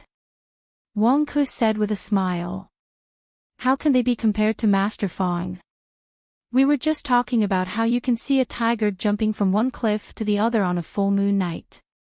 Although we didn't see a real tiger jumping, we saw Mr. Fang jumping off the cliff. He jumped off the cliff to save someone. This is much more exciting than a tiger jumping off a cliff. It's just a small trick. Director Wang, you flatter me. Fang Yan said with a smile. Master Fang, this is the appearance of a real dragon. It's not a real dragon. It's just a fake dragon, Fong Yan said modestly. Wang Ku opened his mouth, but he didn't know how to continue. But he also realized that keeping silent was a very impolite behavior, so he quickly said, Mr. Fong, can we start? Miss Ya's side is ready. Fong Yan looked at the opposite cliff. Xia, Jiang Qin, and Yuan Lin were dressed in black and stood in a triangle. Xia stood at the front, while Jiang Qin and Yuan Lin stood on the left and right of her. The three girls were beautiful and charming. Wearing Tai Chi, they gave people a feeling of valiance. High mountains and deep valleys, the red sun rose, and the fog filled the air, making them look like immortals. One could imagine the visual impact when all of this was put into the camera. Song Gu raised her hand and shouted, Action! Wang Ku shouted at the same time, Start! So, Fong Yan bowed slightly, held his hands in a circle, and began to draw a circle with the tip of his foot. Summer also began to dance. Pushed her hand, and Jiang Qin and Yuan Lin followed. Xia turned around, and Jiang Qin and Yuan Lin also turned around at the same time. Several cameras moved at the same time, capturing the people on both sides of the cliff and making a moving picture. As the sun rose, rays of sunlight shone down, painting Fong Yan's body with a layer of gold. Even the mountains, the trees, the flowers, the grasses, and the pitch-black stones began to shine with a golden light. However, in the place where the sun didn't shine, the darkness was still sleeping, and the evil was still spreading. A man whose entire body was covered in green was lying flat on the grass, his mouth emitting a soft hissing sound. He took out a shiny leather bag from his bosom and opened it. A small snake with a fiery red body crawled out of the bag. The snake had no eyes, but it had a keen sense of smell. Urged by the hissing sound, it jumped up and rushed toward the forest in the distance. The man's triangular eyes showed a happy smile. He shook the leather bag and said in a very strange voice, After drinking this bag of tonic, Little Red will complete the third transformation, right? What color will it become at that time? I'm really looking forward to it. Bastard! A clear shout suddenly came from behind him. The triangular-eyed man was shocked, and his body bounced on the ground and jumped up. He had short hands and feet, and there was a black mole on his face with red hair. His face looked quite strange. When he got up, he had already screwed the lid of the leather bag to prevent a drop of the liquid inside from leaking out. The triangular-eyed man stared at the Taoist priest on the tree. His voice was hoarse as if his vocal cords had been torn. He shouted angrily, Who are you? His expression was very vigilant, and his eyes were staring at the man in front of him. When he was invisible, he would set up a large formation of spiritual insects within 100 meters. Whenever there was a slight movement, the poisonous insects would make a sound to warn him. However, this Taoist priest came without anyone noticing. The spiritual snake formation was nothing, and he didn't even notice when he was a few meters away from him. It was really too strange. Was the thing you released just now a blood eater? Tian Jizi asked coldly. Who are you? The triangular-eyed man asked again. You nourish your blood with poison, feed your snake with poisonous blood, and know how to set up a large formation of poisonous insects. Are you the Xiangxi Snake King? Tian Jizi exposed the triangular-eyed man's identity. Who are you? The Snake King felt extreme danger. This man had broken through his spiritual snake array and exposed his identity. Moreover, after knowing his identity, this man was still arrogant and did not put him in his eyes at all. He was a little annoyed. It doesn't matter who I am. A poisonous creature like you, who is neither human nor ghost, should be killed by everyone. Tian Jizi said coldly.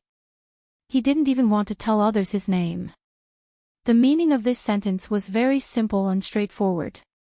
I can kill you, but you don't need to know my name. Because killing you is not something to be proud of. Go to hell. Tian Jizi jumped up and struck with his palm. It was a light palm. Boom. The place where the Snake King was standing was smashed into a hole. The Snake King rolled on the ground. When he got up, his face was covered in blood. He was as sinister as a snake, as cunning as a snake, as ghostly as a snake, and as vicious as a snake. He appeared and disappeared unpredictably. The name of the Xiangxi Snake King could stop children from crying at night and adults from urinating frequently. He was known for his speed. No one could keep up with him since he started his cultivation. However, he was unable to dodge the Taoist priest's palm strike. Tian Jizi's body was still floating in the air. What was even more strange was that his feet stepped on the air and continued to rise in the air. He also twisted his body at the same time. If Fang Yen saw this, he would be so shocked that he would be speechless. The Wudong sect had the cloud climbing ladder. It was regarded as the secret qinggong of the Wudong sect. If that was all, Fang Yen wouldn't think it was too amazing. More importantly, this Taoist priest wasn't using the cloud climbing ladder. He was using the more advanced heaven climbing ladder. His ability to stay in the air was so powerful that it made people's hair stand on end. It really made people want to hug his leg and call him Godfather. The Taoist priest was surprised that he didn't kill the Snake King with his palm. This was really insulting. It meant that he was still alive and that it was unbelievable that he did not die from a single slap. Although the Snake King lived in seclusion in the valley, he still understood the emotional changes of humans. He wiped the blood off his face and was about to fight back. The Taoist priest's legs were floating in the air. He rushed toward where he was and struck again. Chapter 298. His body floated in the air as if he was riding on a cloud. This time, he was even faster. His raised palms looked ordinary and didn't have any special effects, but it was more dangerous for the Snake Lord. Because he had lived with snakes for many years, eating and sleeping with them, he had the sensitivity and vigilance of a snake. He could sense danger. The Snake Lord was furious. He didn't do anything to provoke him, but he was doing bad things. Why did the bastard old Taoist want to kill him? His lips puckered up, and a shrill whistling sound came from his mouth. Snake Chariot. It was a high-level secret technique that could control poisonous snakes. He used the Snake Chariot to urge the poisonous snakes to fight for him. This was a fighting method that used sound to tempt people. Sure enough, the pure land that was 100 meters in radius without a single venomous snake or insect had suddenly turned into a land of evil in the world. Countless poisonous snakes of different sizes and shades of color were running in this direction. There were also some scorpions and other unknown poisonous creatures following them. Some frogs and mosquitoes were swept up by them and ran forward according to their rhythm. In the process of running, they were eaten by them in one bite. In the world of the Snake Lord, poisonous snakes were the absolute kings. The divine Jizi was in the air, so the poisonous snakes couldn't attack him. Therefore, they raised their heads high and made creepy sounds. They were like a group of hungry children, waiting for the divine Jizi to fall. As long as Tian Jizi fell to a certain location, they would attack together and devour Tian Jizi's skin, flesh, and bones. In the psychedelic world of the Snake Chariot, these poisonous snakes felt very hungry and had to find something to fill their stomachs. And under the guidance of their master, they would have a very crazy need for a certain object. The divine Jizi was furious. He put his hands together and crossed his fingers. The inside of his two thumbs collided with each other. He shouted, "Army!" Boom! His voice was like bronze knives and flying arrows. It was also like the Sanskrit of Buddhism. It could resist all evil spirits and demons in the world. Lin Bing and Dojo were all in formation. This was the 9 symbols mantra of Taoism. What Tianjizi used was the word army from the 9 syllables of Taoism. The 9 syllables originated from the Eastern Jin dynasty's famous Taoist Gu Hong's Biopuzi inner volume. It goes like this: God said, those who fight with soldiers are always in groups. Ever since Gu Hong, the 9 words proverb of Taoism had been rumored to have great power. However, many people tried to recite it to no avail. Hence, the 9 words proverb was nothing more than a rumor. The Tantric sect was influenced by Taoism and adapted the 9 secret words. He mistakenly copied array in front as array in front or a display in front and used it to this day. From the little finger to the thumb, they arranged the 5 elements, namely earth, water, fire, wind, and air. The right hand was wisdom, and the left hand was stability. With the 10 fingers connecting inside and outside as the meridians, and the chi and chakras in the body as the weft, they practiced the 6 elements.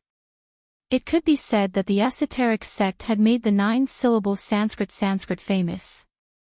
However, the Taoists still maintained this secret technique. Of course, not many people knew about it. The fact that Tianjizi knew the 9 syllables of Buddhist incantation and was proficient in using it showed that he had a high status in the Taoists.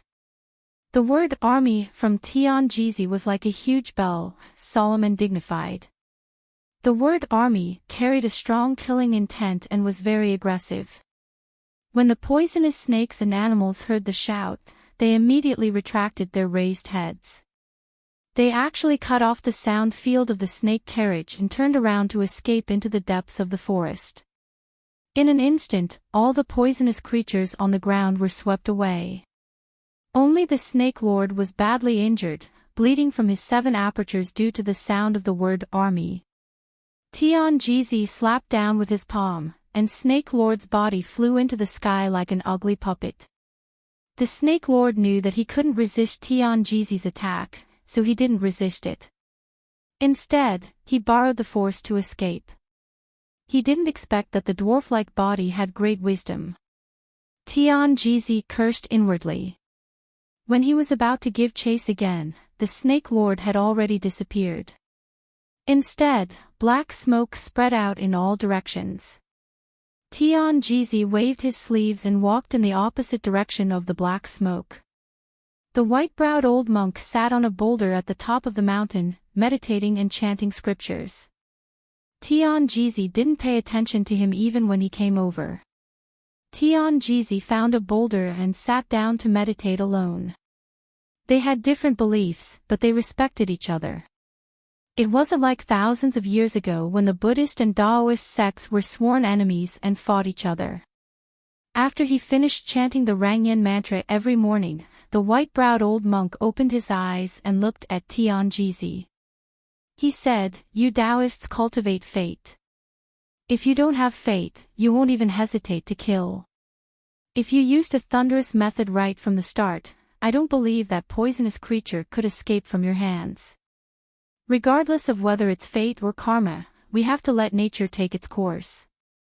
This poisonous creature should be a calamity in that brat's life.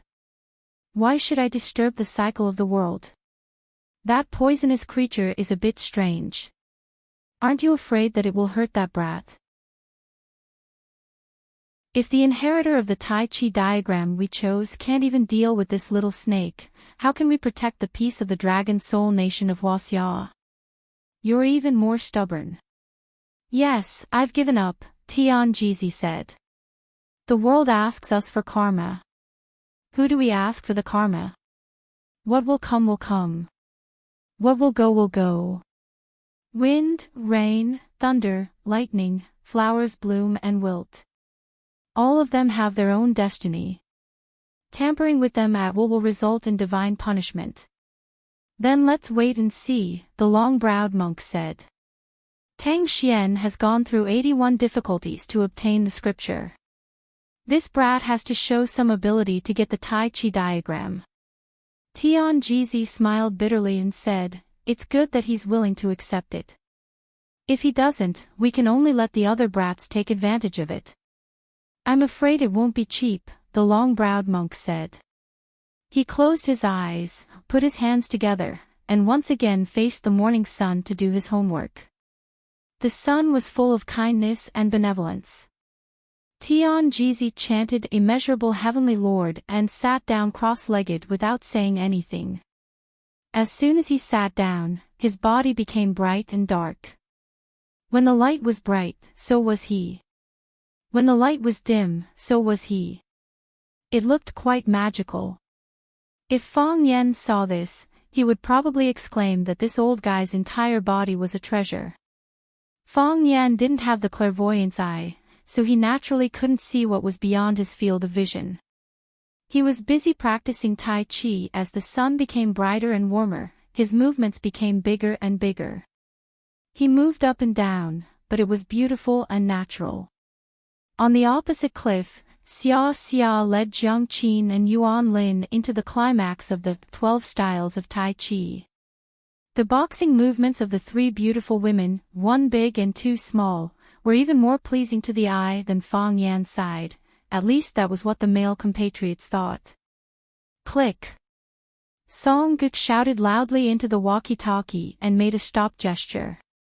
Click! Wang Ke also hurriedly shouted to stop. The movement stopped, and the machine stopped. Song Guk explained to Wang Ke and Fang Yan through the walkie-talkie, saying, "Great, the performance is very good. This is the most wonderful Tai Chi I have ever seen. I can imagine how wonderful and beautiful it will be after it is edited. I can't bear to shout, but I have to shout." Master Fang seems to be in good condition, but Miss Xia and Jiang Qin and Yuan Lin are already tired, and their foreheads are full of sweat. "Take a break for a while, and then we will shoot some more shots." Xia Xia was indeed a little tired. She had just experienced such a critical moment of life and death, and her performance in front of the camera was not as relaxed and casual as her usual Tai Chi. She also needed to pay attention to the language and emotional expression of the camera. Her body really couldn't hold on. Jiang Qin and Yuan Lin were even more tired. The amount of exercise this morning was much more than their usual training at school. Hearing that they could rest, the logistics staff immediately rushed over and helped Xia Xia, Jiang Qin and Yuan Lin to rest on the platform. The staff also put away the camera equipment and withdrew from the dangerous area of the cliff. In the place where they had just left, a small fiery red snake crawled out of the grass with a hissing sound. After returning to the hotel, they took a shower and rested, and then gathered for lunch. Lunch was not held in the internal restaurant of the Xianxue Hotel, because everyone felt that the food in the hotel was not delicious. After asking the guide, the crew went to a restaurant that looked pretty good. The restaurant also maintained the characteristics of Xianxue Mountain. The restaurant was built against the cliff, and next to it was a bottomless valley. Of course, the side was blocked with thick branches to prevent guests from accidentally falling off the cliff. Mountain mushroom chicken, wild vegetable flour fried wild eggs, fresh bamboo shoots fried with twice-cooked pork, white radish stew, with a lot of chili and spices. It was full of aroma and spiciness, and everyone was sweating profusely.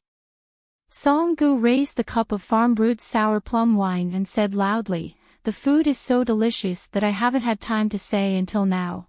Everyone has worked hard today. Come, let's have a toast." Everyone raised their cups at the same time and drank the sour plum wine in one gulp.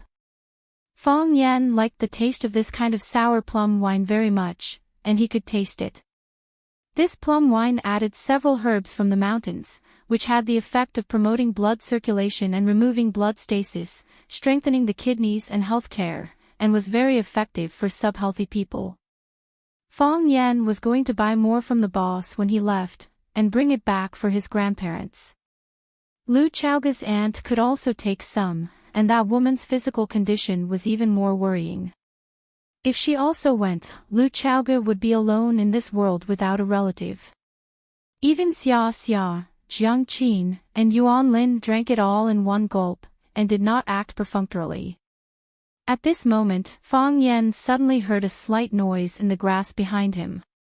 He listened attentively, and a red line came to the back of his neck.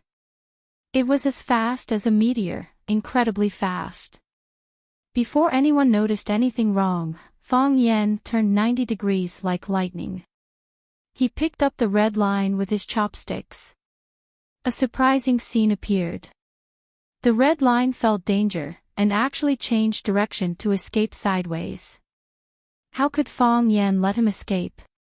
His body suddenly jumped out, and he and the chair flew together to the red line. Crack! His chopsticks picked up a small, fiery red snake. After looking at the red line on the snake's body carefully, Fang Yan was so happy that his face almost changed shape. He raised his chopsticks and was about to put the snake into the sizzling soup pot, saying, "I'll give you a big tonic dish." Chapter 299. Fang Yan often felt very lonely. For example, when a person didn't know what to eat for dinner, or when a person forgot to bring paper while squatting in the toilet, or when he wanted to put the blood eater into the pot of soup but no one agreed, he felt that no one understood him. "Fang Yan, don't put that kind of dirty thing into the pot, throw it away." Xia Xia looked at the fiery red earthworm-like object in the middle of the chopsticks in Fang Yan's hand and said while suppressing her disgust. She felt her stomach twitching at a glance. How could she throw it into the soup pot? Who would dare to eat that kind of thing?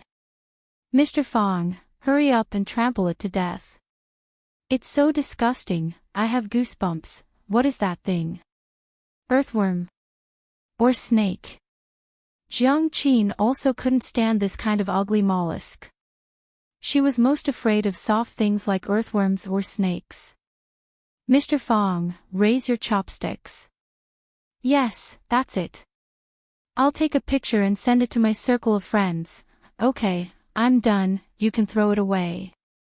"Throw it off the cliff, it's uncomfortable to look at." Yuan Lin's mentality was quite good, but her suggestion was still to throw this thing away. Others also wanted to suggest that Fang Yan throw this thing away, but because their relationship with Fang Yan was not as close as that of Jiang Qin and Yuan Lin, and because of the threat of Fang Yan's powerful force, they didn't dare to say it. Song Gu opened her mouth, but finally decided to temporarily stand aside. "It's just a pot of soup, it's fine if it's ruined, but it's not good to offend Fang Yan. Throw it away." This group of prodigal women, they don't even know how precious this thing is. Things like ginseng, deer antler, bear paw and so on are not even dregs in front of it. This kind of snake is called the blood eater, raised with poisonous blood. Every time it sheds its skin, a cycle will occur. There are already 2 white lines on its body, and one has already appeared, which means that it is about to have 3 cycles. After 100 revolutions, the snake could transform into a flood dragon. The flood dragon experienced thousands of tribulations, ascended to become a dragon, and controlled a region of rainwater. Of course, this was just a myth. However, most myths and legends actually had their origins. It was rare to see a vampire who was about to undergo his 3rd transition. After it completed its 3rd revolution, who knew what kind of existence it would become? Moreover, as a venomous snake that grew up on poisonous blood, its entire body was filled with poison. If the snake's venom was removed, its flesh would be unbelievably delicious. Fang Yan had eaten pufferfish before, and the taste of that thing couldn't be compared to this vampire. Of course, Fang Yan hadn't eaten a vampire yet. Because vampires were venomous snakes raised by humans, they were treated like precious treasures. Who would be willing to use one to make snake soup? Fang Yan gently sighed and said, "Since no one is willing to share it, then I will enjoy it alone." "You can't say that I'm eating it alone."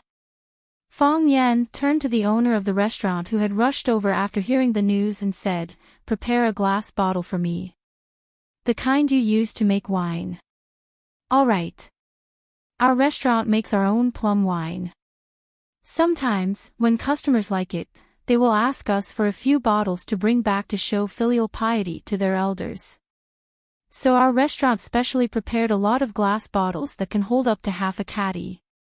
I will prepare them for you right now. The owner said. Master Fong, you want to use it to make wine? Song Ge asked curiously. Yes. Fong Yen said. Let me tell you, this snake wine is good stuff. Not to mention mosquito bites and all kinds of snake venom, it can even get rid of malignant tumors. Of course, you have already rejected my good intentions, so this thing is mine alone. It's that magical? Song Ge asked uncertainly. It can also strengthen the kidneys. Fong Yen said softly.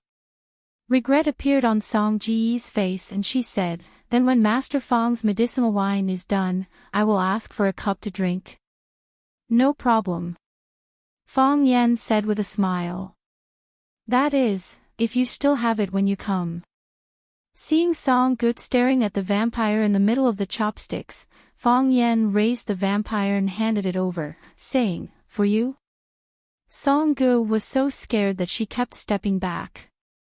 She was still afraid of this weird thing. The owner quickly brought over a glass bottle with a rubber stopper. Fong Yen let the owner pull the stopper and then used the chopsticks to stuff the vampire in. This thing didn't have eyes, but it was extremely sensitive. As soon as Fong Yen let go of the chopsticks, it turned around and wanted to escape.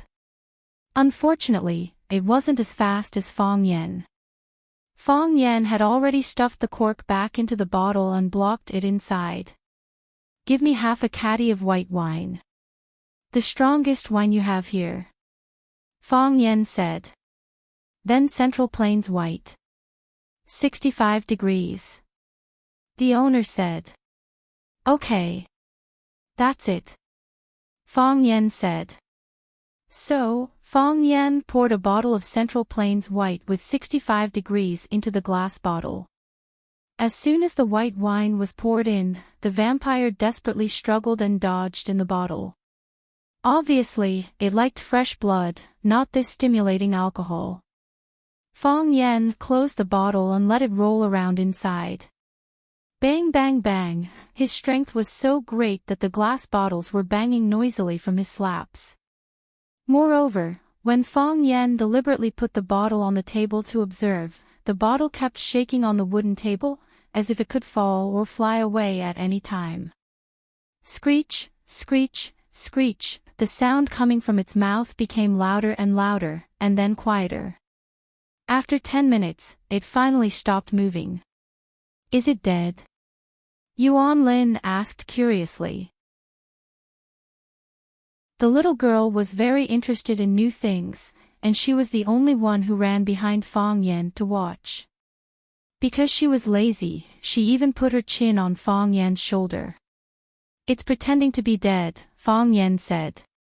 If we don't soak it for 7 days and 7 nights and open the bottle, it might escape. Of course, it will escape if it bites someone to death. This kind of snake is very vengeful. Everyone's hair stood on end. Xiaoji said, really? This snake, it knows how to cheat. What kind of animal doesn't know how to cheat? Fong Yen said with a smile. People have their own ways to protect themselves, and animals also have their own ways to protect themselves. Besides, snakes are sinister creatures, so it's not strange that they know such strange tricks. Seeing such a monster swaying in front of them, everyone lost their appetite. Fong Yen looked at everyone and said with a smile, Are you all full? If you are, let's go back. I can also take this thing under the sun. On the way back to the hotel, everyone stayed away from Fong Yen. Who wouldn't panic if they saw him holding a bottle like that, as if he was hugging his own son with a face full of love? After escorting everyone back to the hotel safely, Fong Yen returned to his room. Holding the glass bottle in his hand and looking at the vampire that was pretending to be dead, Fong Yan's face became cold. Conspiracy. This was a killing trap. The snake that jumped at Xiaozhi shouldn't have jumped out by accident, right? The snake was controlled by someone and scared the defenseless Xiaozhi on the top of the mountain. Xiaozhi accidentally fell off the cliff, and the only person who had the ability to save Xiaozhi was himself. If the person behind the scenes continued to attack while he was flying down the cliff to save Xiaozhi, he and Xiaozhi would probably be in fatal danger. Why didn't he attack immediately? And the vampire in his hand didn't attack until it was time to eat. If it had appeared when Xiaozhi fell off the cliff, then the situation might have been very different, right? Fong Yan didn't know that when the Snake Lord was about to control the poisonous snake to give Fong Yan a fatal blow, he was attacked by Tianjizi. Without the control of the snake chariot, the vampire's ability was greatly reduced, and he lost the best opportunity to attack. Who on earth dug such a big hole and wanted to bury himself in it? Fong Yan always felt that he was a good person, but why did a good person have so many disasters? I'm just *King talker, I'm not a big evil person, why does everyone have to make life difficult for me? Fong Yan put the glass bottle on the windowsill, where the noon light shone. Sure enough, the vampire in the bottle was most afraid of sunlight. His body rolled and twitched in the bottle again. Fong Yan ignored it, closed the door and left the room. Big hole. Blood. Footprints. Fong Yan used a stick to check the viscosity of the blood and calculated the time. It happened to appear when Xiaozhi fell off the cliff. The big hole was also turned over new soil. According to Fong Yan's eyes, it was blasted out by someone's energy because the soil was too broken and turned into powder. Only strength qi could indiscriminately grind the soil into powder. Fong Yan's expression was solemn. What kind of person could have such internal strength? Also, the person blasted it down from the sky, which was why the hole felt like it was being compressed. Fong Yan imagined the battle in his mind and realized that there were some actions that even he couldn't do, or could do better than the person who did it. Thinking of this, Fong Yan felt a little relieved. Shishia Mountain wasn't small, but it wasn't big either. There were only two people who could have such skills. One was him, and the other one didn't need to say who it was. Tianjizi helped him avoid a disaster. But if it was Tianjizi, why did he let the poisonous creature escape? If you want a disciple, you have to be serious. If you work half-heartedly like this, who would want to follow you? Fong Yan thought in his heart. He walked to the high valley and bowed slightly towards the east. He knew that he could see his gratitude. We're even now. Fong Yan thought happily. Bastard. At a stream at the foot of the mountain, a middle-aged Taoist saw Fong Yan like a black dot and gritted his teeth. Bowing is considered repaying a debt of gratitude. How can there be such a good thing? Just you wait, you and I are fated. Don't think of escaping from my palm. Chapter 300. When Fong Yan returned to the Xianxia Hotel and was about to open the door of the room next door suddenly opened. Xiaozhi, wearing a set of white casual clothes, stood at the door, poked his head out and said, I made a pot of pu'er tea. Do you want to come over and have a drink? I'm a little tired. I'll go back and take a bath. Fong Yan said. Then I'll wait for you. When are you coming? I'll help you soak it up. Xia Kiki smiled as she looked at Fong Yan and said firmly. Fong Yan knew that he couldn't hide, so he turned around and walked in front of Xiaozhi, saying, Then let's try your craft first. If I didn't insist, would you be unwilling to come over? Xiaozhi knew Fong Yan's mentality like the back of his hand. He let Fong Yan in and said, I have something to ask you. Pu'er tea was indeed brewed in Xiaozhi, but the tea was slightly cold, and the taste was already the second tea. Fang Yan looked at Xia Ji, who said matter-of-factly, I drank the first one myself. The taste is a little light, you won't like it, but it suits my taste. The second one was the best. It was originally prepared to be used to entertain guests. I knocked on the door and you weren't in the room, so it was cold. I poured it out. Using the third tea to entertain you won't make you feel wronged, right? Of course not. Fang Yan watched Xia Ji's slender hands pour out the herbal tea in the teacup, and then pour in warm water to soak it again. After Fang Yan held a cup of hot tea in his hand and tasted it, Xia Ji asked, What's going on with that snake? Fang Yan looked at Xia Ji and asked with a wry smile, What did you find? I didn't find anything before. I thought it was just an accident, and that the green snake that hit my calf was just a coincidence. Xia Ji said. But when we were eating, a second snake appeared, and it was such a strange poisonous snake. I felt that something was wrong. Some time ago, when I was rehearsing at Xiaxia Mountain, I also encountered snakes, but those snakes turned around and ran away when they saw people, and I couldn't catch up. Unlike the two poisonous snakes today, who actually knew how to sneak attack and pretend to be dead, Fang Yan would never underestimate a woman's IQ. The women around him, whether it was Lu Chaoga, Qinitian, or even his childhood sweetheart, Phoenix, who had failed in his first love, were all extremely smart. Although Yi Ro was a bit barbaric and violent, no one dared to say that she wasn't smart. How could an unintelligent woman have such a high level of martial arts cultivation at such a young age?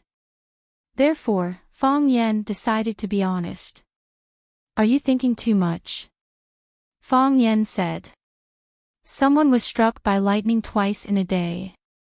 Such unlucky things can happen. What's the big deal about encountering two snakes in a day? Fang Yan, you're not honest. Xia looked at Fang Yan and said.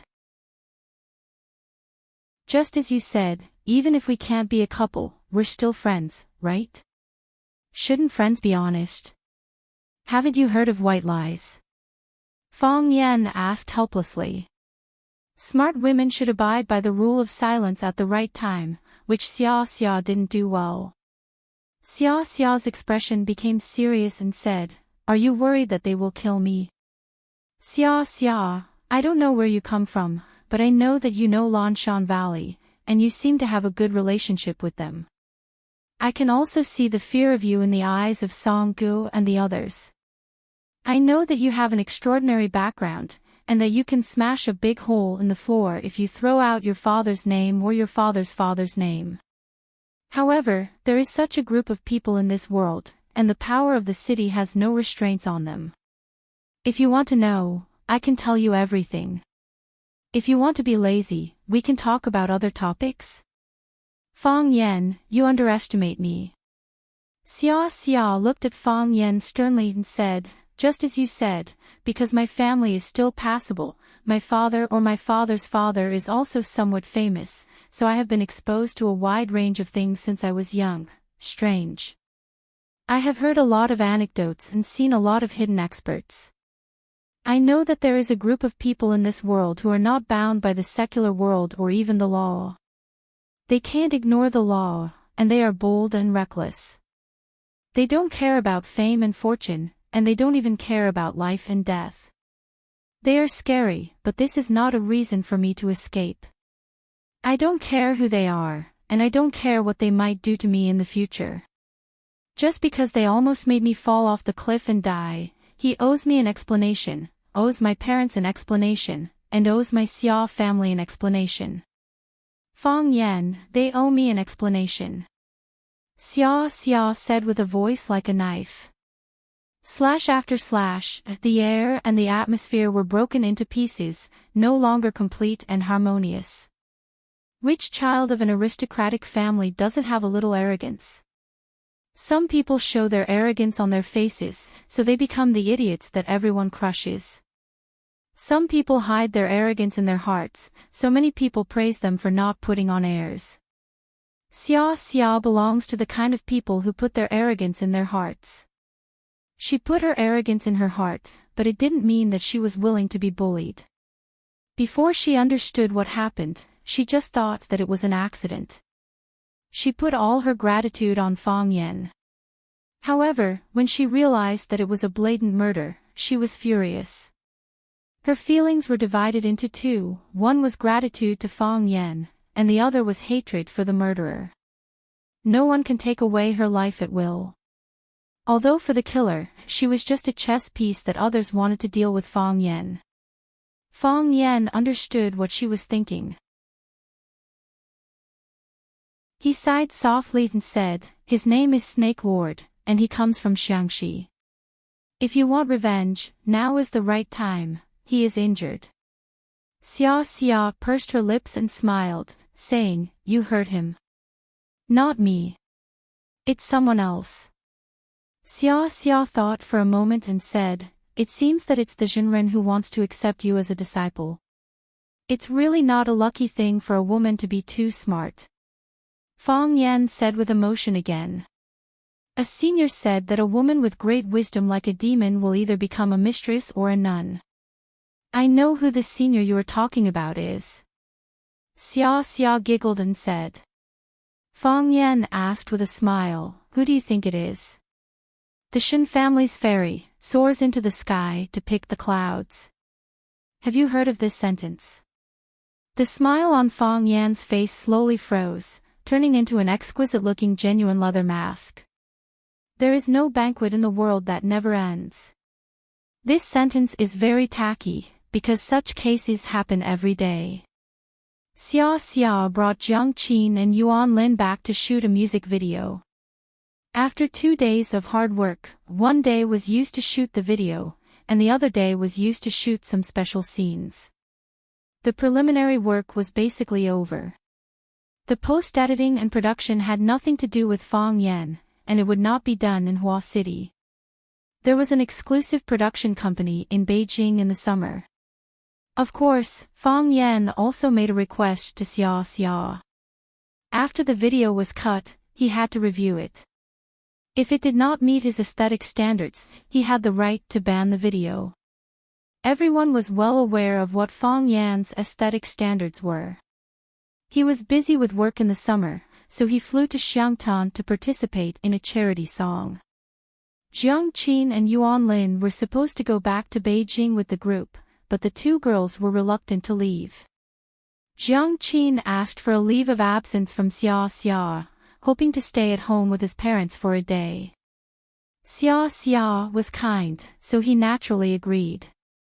Thus, Jiang Qin, who had obtained Xia Xia's permission, secretly ran to Fang Yan and asked Fang Yan to agree to one of her requests.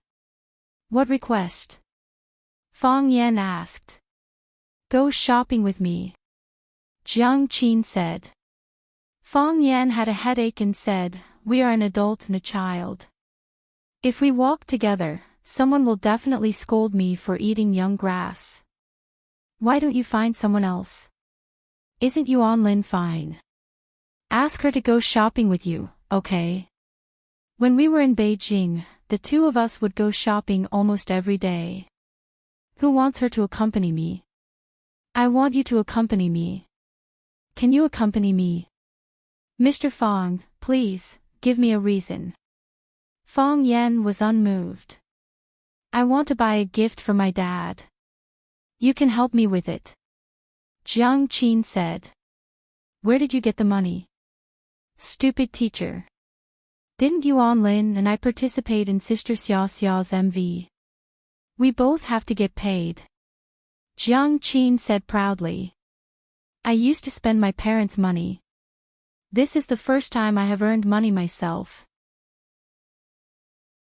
So, the first thing I want to do when I get the money is to buy a gift for my parents. Seeing the girl's innocent and sincere smile, Fang Yan's heart was moved. He smiled and said, I don't know how many people want to shoot a music video for Xia Tian. She not only brought the two of you in, but also paid you. Just because of your filial piety, I promise you. However, I know you only have one day off. So, you have to stay at home with your parents all day tomorrow. Tomorrow night, I will go shopping with you. If you accept my conditions, I will agree to your request. Jiang Qin stretched out his finger and said happily, "Come, let's pinky swear." Pinky swear. Don't change for 100 years. Fang Yan didn't pinky swear with her. Who wouldn't change for 100 years with this kind of kid? Fang Yan had just walked to the school gate when the phone in his pocket rang. He looked at the caller ID and saw that it was Huang Haoran. He asked, "Haoran, what's the matter?" "Mr. Fang, not good." Huang Haoran's voice was very anxious. "The boys in our class fought with others." "Fight? With who?" Fang Yan asked anxiously. "Is anyone injured?" "With students from Ivy High School." Huang Haoran said. "2 people were injured and have been sent to the hospital." Fang Yan had an urge to pinch those bastards to death. "You are a student. Your occupation is to study hard and make progress every day. Why are you fighting? What's there to fight? If you want to fight, come fight with me. Go fight with Tangqing." "Which hospital?" Fang Yan asked while gritting his teeth. Chapter 301. As soon as Fang Yan hung up the phone, someone shouted in his ear, "Mr. Fang, what are you doing?" "Baldy, no." Captain Kai was standing behind Fang Yan with a smile, looking at Fang Yan as if he was looking at his lover. Fang Yan quickly took 2 steps back and said, "Captain Kai, what's up?" "Don't call me Captain Kai, just call me Baldy." "It's friendly," Baldy said generously. He looked at Fang Yan and asked, "Mr. Fang, are you going back for dinner?" "I'm going back." Fang Yan nodded. "Hurry up and go back," Baldy said.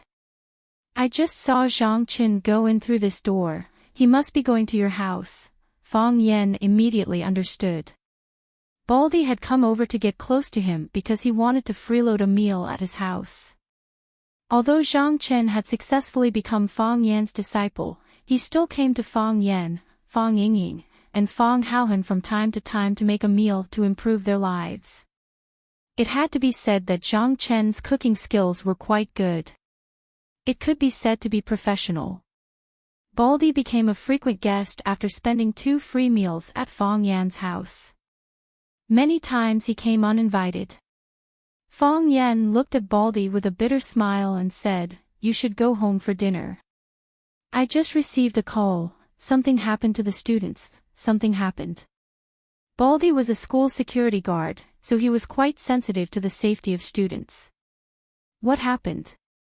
"A few students from my class fought with students from Evergreen High School.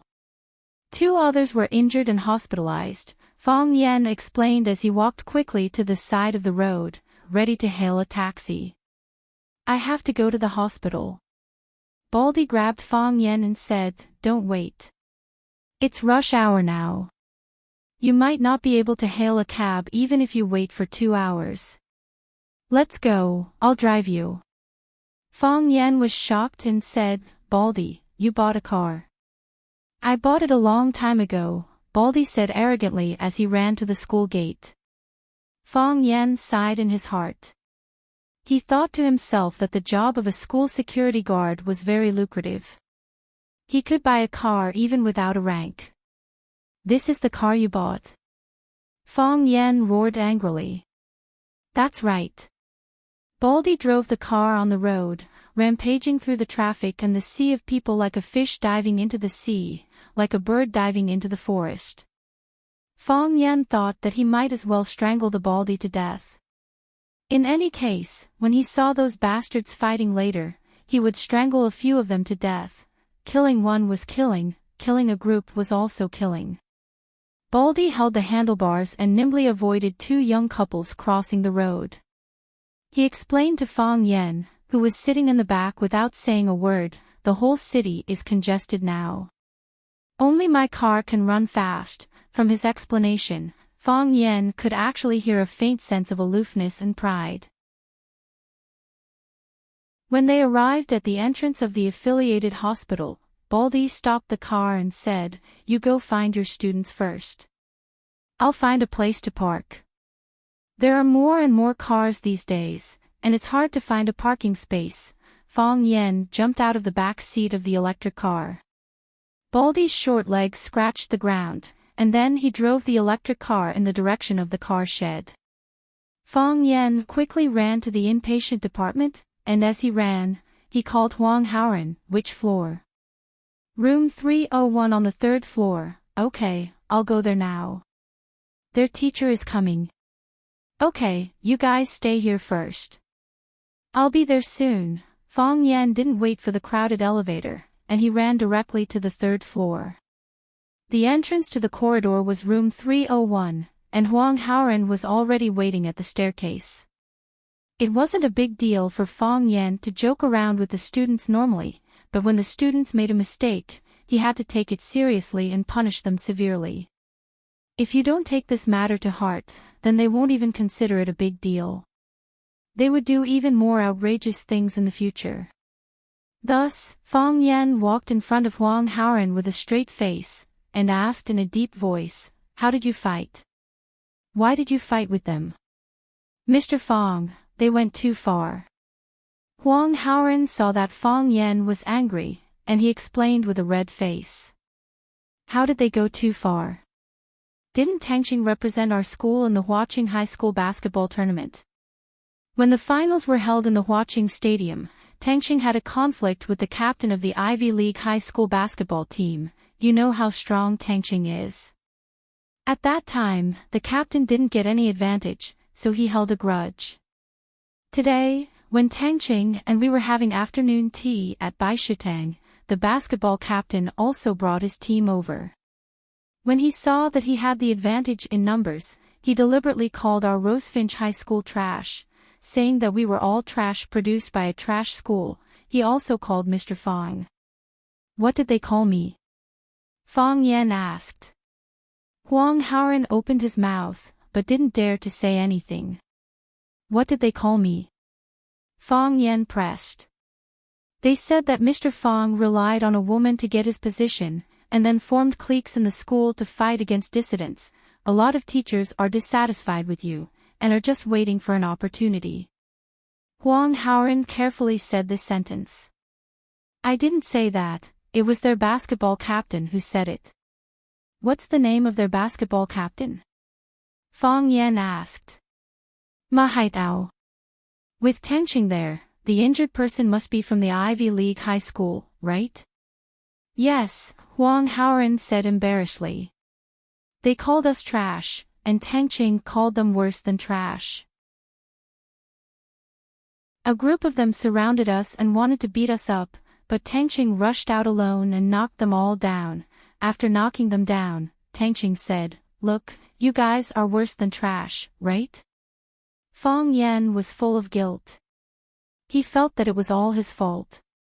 He let all his students learn how to taunt. When Tangqing first entered the 9th class, he was such an upright and stupid child. How did he become like this in such a short time? Originally, there were only 2 injured people in the hospital, but Ma Haidao also said that his whole body was in pain after arriving at the hospital. He said that his internal organs were injured, and he needed to do a full body checkup. He was also lying on the hospital bed. He's trying to blackmail us. Where's Tangqing? Fong Yen asked. He went home, Huang Haoran said. Fong Yen was so angry that he stomped his feet. This bastard, after injuring someone, he ran home to hide. Who are you going to ask to clean up your mess? However, based on Fong Yan's understanding of Tangqing, this kid was proud and arrogant. When someone came to provoke him, he thought that it was natural to teach them a lesson. Who would be willing to follow behind him and send him to the hospital? After injuring someone, he went home to sleep. Only Tangqing would do such a thing. Let's go in and take a look, Fong Yen said. Fong Yan followed Huang Haoren into the ward. The boys in the 9th class lowered their heads and didn't dare to look at Fong Yan's eyes.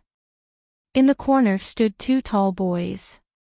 They stared fiercely at Fong Yan, who had just walked in. There were 3 boys lying on the hospital bed. 2 of them were playing mobile games, and the other one was buried in sleep. When they saw Fong Yan come in, they only raised their eyelids and then went back to their own things. Fong Yan walked in front of the big boy on the far left who was playing mobile games and said, "Classmate, how do you feel? Who are you? Go away, don't disturb Grandpa when he's playing games. Let me tell you, Rosefinch, this matter isn't over. Just you wait, there will be a time for you to suffer," the big guy said with a rude and unreasonable expression. "How can you talk like that? What's wrong with me talking like that?" The big guy threw the phone in his hand on the quilt and said with a sneer, "What? Do you want to fight? I don't believe that you dare to beat me up in this hospital. Let me tell you, if you dare to beat up a student in the hospital, my friend will immediately put the video on the internet and wait for your Rosefinch to become famous all over the country. When that time comes, you guys will also become famous and become the shame of the students all over the country. Do you want to try? It's not a big deal for me to be beaten up. I'm just afraid that you won't dare to take it." Fong Yan looked at the big guy and sighed softly. He said, "If I make a move, do you think they will have the chance to take out their phones to take pictures? Who do you think you are? Superman?" The guy who was pretending to sleep suddenly jumped up. 2 purple marks appeared on his handsome face. It seemed that Tangqing had taken special care of him. "You Rosefinch people are all good at fighting, right? Come, hit me here. Do you have the ability to kill me? Why would I beat you to death? You're not my biological son or my godson. No matter how much of a bastard you are, it's your family's business. Why should I teach an unfilial son like you a lesson on behalf of your father? What did you say? Say it again if you dare. Although I don't think I have much ability, I'm not afraid of satisfying your special hobby. Why would I beat you to death? You're not my biological son or my godson. No matter how much of a bastard you are, it's your family's business. Why should I teach an unfilial son like you a lesson on behalf of your father?" Ma Haitao's eyes were bloodshot. He clenched his fists and was about to rush toward Fong Yan. "Haitao, stop!" A thin and tall boy wearing glasses hurriedly stopped him. "Liang Lian, why won't you let me beat him up?" Ma Haitao shouted angrily. "If you beat him up, you'll fall into his trap," Liang Lian quickly explained. "Before, they were the ones who beat us up. We didn't fight back. If you beat him up now, it'll be a group fight. When that time comes, we'll all get beaten up. Wouldn't we be at a disadvantage?" Ma Haitao thought about it and forcefully suppressed the anger in his heart. He pointed at Fong Yan and said, "Kid, it's not over between us. Just you wait, don't walk alone at night." Fong Yan stared at this guy with his eyes wide open. Did he want to beat him up with a stick? Huang Haoren, Gao Lei, and a few other boys from Class 9 also looked at Ma Haitao in surprise. Was this guy crazy? How dare he pick on Mr. Fong? What should they say? Welcome. At that moment, there was the sound of hurried footsteps at the door of the ward.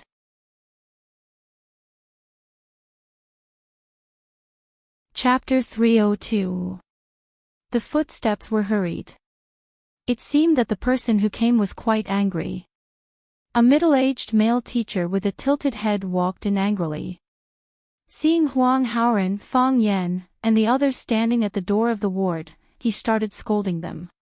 "Do you have any manners? Your teacher didn't teach you how to fight.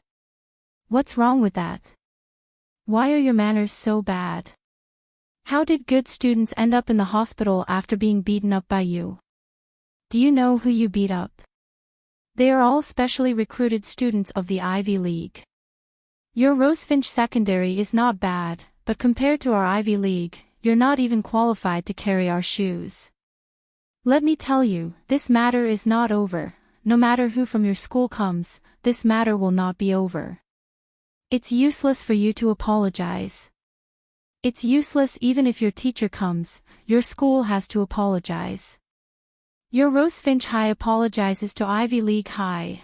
There was also a slightly older man standing behind the middle-aged man. He seemed to be one of the leaders of the Ivy League High School. Huang Haoren and the other boys in Class 9 did not say a word, allowing the middle-aged teacher to attack them. For them, if the sky fell, there would be a tall person to hold it up. With Teacher Fang Yan here, how could they be at a disadvantage? Lin Yubin thought that Huang Haoren and the others were silent because they were timid in front of the teacher, but he didn't know that these guys were all cunning and waiting to watch a good show. Lin Yubin was probably tired of scolding them. He pointed at the tallest Fang Yan and said, "Is there anyone on your side who can solve the problem? If there's no one, I'll call your headmaster." Coming, Fang Yan said with a smile. He took a step forward and pointed at himself. "I'll solve the problem." Seeing Fang Yan step forward, Lin Yubin and Fang Jianhong were a little stunned. Who was this young man?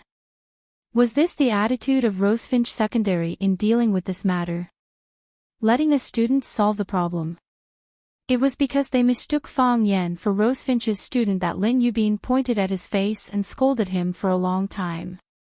Lin Yubin and Fang Jianhong flew into a rage, feeling that they had been insulted. The few Ivy League students also had strange expressions on their faces. Could this guy be a student cadre? What made him think that he could erase a case of assault? Who would give him face? Who are you? Lin Yubin stared at Fang Yan and asked. I am their homeroom teacher, Fang Yan said with a serious expression. The conflict between students from two different schools was a serious matter. Fang Yan had to handle it carefully. Otherwise, the school's reputation might be tarnished. It even caused a conflict between the two famous schools. I can handle this matter on their behalf. You're the full representative. This time, Fang Jianhong couldn't hold it in any longer. What right do you have to represent them? You and I are not on the same level. Ask your dean to come over. Fang Yan looked at Fang Jianhong and said, I don't think this matter has anything to do with position. Right is right, wrong is wrong. Could it be that this matter is right if our school's principal comes? Just because you're the head of teaching and I'm just an ordinary teacher, this matter is wrong. If everything is right and wrong based on the importance of position and rank, then what's the use of us teachers? What do the students need us to teach? Huang Haoren and the others, who understood Fang Yan's personality, looked at each other and then quickly separated. They knew that teacher Fang Yan was going to play dirty again. Youth, Fang Jianhong looked at Fang Yan mockingly and said, what a sharp-tongued teacher. Just because you know how to talk, Rosefinch High School sent you over to solve the problem. Aren't they looking down on our Ivy League too much? Lin Yubin laughed coldly and said, I won't talk to you, I won't talk to you. If your school's leaders don't come, we will seal up the medical records of these students and send them to the Department of Education. I don't believe that the Department of Education won't give us Ivy League students justice. When that time comes, your Rosefinch High School will definitely have a hard time, right? Fang Yan sighed softly and said, aren't you going too far by doing this? Going too far? Fang Jianhong said with a smile. Your students injured our students and hospitalized them. Who's going too far? The doctors can prove whether your students are injured or not, Fang Yan said. But as a teacher, shouldn't you at least understand the cause and effect of the matter after coming here? You didn't ask anything and just grabbed Rosefinch's students and scolded them. Is this how you deal with the problem? Our students were seriously injured and hospitalized. Do you still need to ask about the cause and effect? Even if there's a dispute, you can't just hit people, right? Who allowed them to hit people? Who gave them the right to do so? Let me tell you, if you don't expel these students who hit people, we will take the case to the Department of Education, Fong Jianhong said angrily. Director Fong, there's another culprit, his name is Tangqing. He's the one who hit people the most. He will also be expelled. Ma Haidao, who had been lying on the bed pretending to be dead, hurriedly got up and said something to Tangqing when he heard that the students who hit people were going to be expelled. He hated Tangqing to the core. This time, no matter what, he wouldn't let him get away with it. Tangqing was such a jerk. He hid his face in front of the girl he liked. After that, he told his first love that such a beautiful girl being with such a scumbag was a form of self-defilement. He also asked for his first love's phone number. Even now, his first love was still infatuated with him. She didn't pick up his calls and didn't reply to his messages. He had a very bad feeling about this. He dared to run away after hitting people? This kind of student is really audacious. Fong Jianhong was so angry that his body was trembling. He didn't run away. He just felt that this kind of thing was very boring, Fong Yan said with a smile. Your students first cursed and insulted others, then wanted to hit people. In the end, they were injured by the person they wanted to hit. Now, they are lying in the hospital pretending to be dead. What kind of behavior is this? Shameless to the point of death. You're slandering me. Lin Yubin resolutely retorted. After hitting people, they still put all the blame on our students. Just thinking about it makes my heart cold. Whether it's like this or not, you can ask your students. Of course, I know that they definitely won't tell you the truth. You also don't want to believe the truth that you can't accept. You rushed here in a hurry.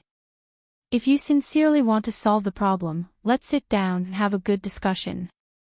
Your students are responsible, and my students are also responsible.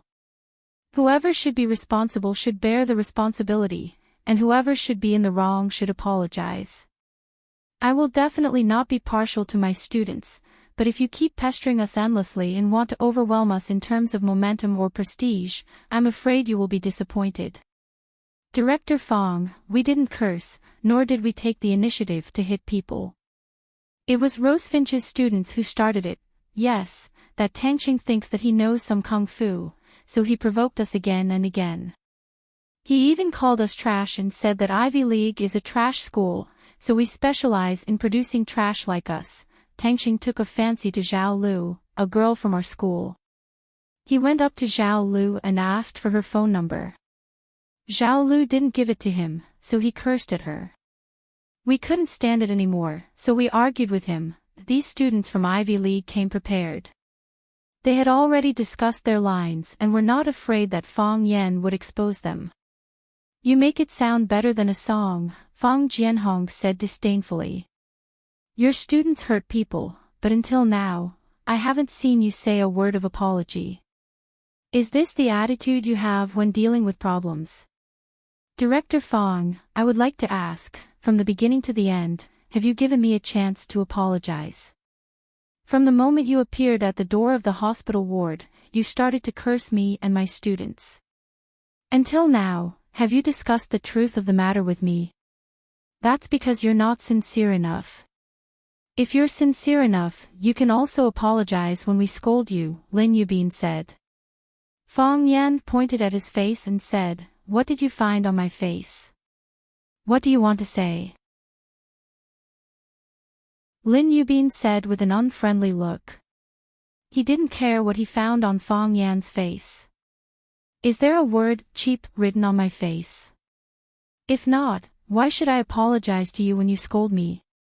It's fine if you don't want to apologize.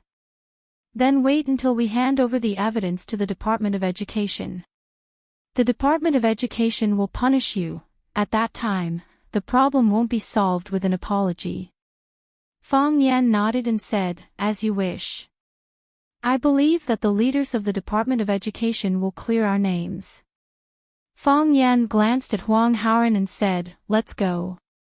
Fong Yan turned around and left, not looking at Fong Jianhong, Lin Yubin, and the others anymore. Huang Haoran and the others hurriedly followed him out, leaving only the teachers and students of Ivy League in the ward. He left just like that. Lin Yubin said in disbelief as he pointed at Fong Yan's back. This Rosefinch High School is too arrogant, isn't it? Each of you write a confession letter and send it to the Department of Education with the medical records, Fong Jianhong said with a sinister smile. This time, Ivy League and Rosefinch will not rest until one of us is dead. Ma Haitao's face showed a proud expression and said, "Director Fong, I'll call my father now." Ma Haitao's father worked in the Department of Education and was quite powerful. This was also the main reason why he could be specially recruited by Ivy League and not be expelled for causing trouble everywhere. Director Fong said with a face full of smiles, "Send my regards to Director Ma. Tell him that I'll visit him when he's free." "No problem," Ma Haitao said with a reserved smile. Ma Haitao called his father in front of everyone and pretended to be extremely wronged and said, "Dad, I've been bullied, you have to help me get justice." "Shut up." A dignified man's voice came from the other end of the phone. "I know what kind of shameful things you've done. Immediately apologize to Rosefinch's teachers and students. If they don't forgive you, I'll come back and break your legs." Ma Haitao's face was pale. This time, he was really scared sick. In order to show off that he had a director father, Ma Haitao deliberately put the phone on speaker. So, everyone heard Director Ma's words. Fong Jinhong's face was extremely ugly. How could this be?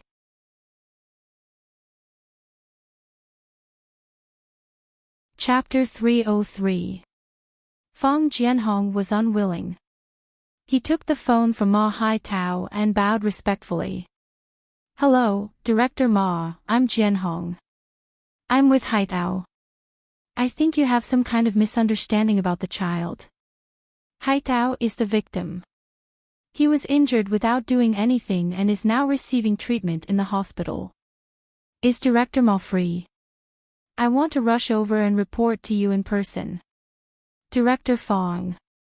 Director Ma was no stranger to the school leaders of the Ivy League.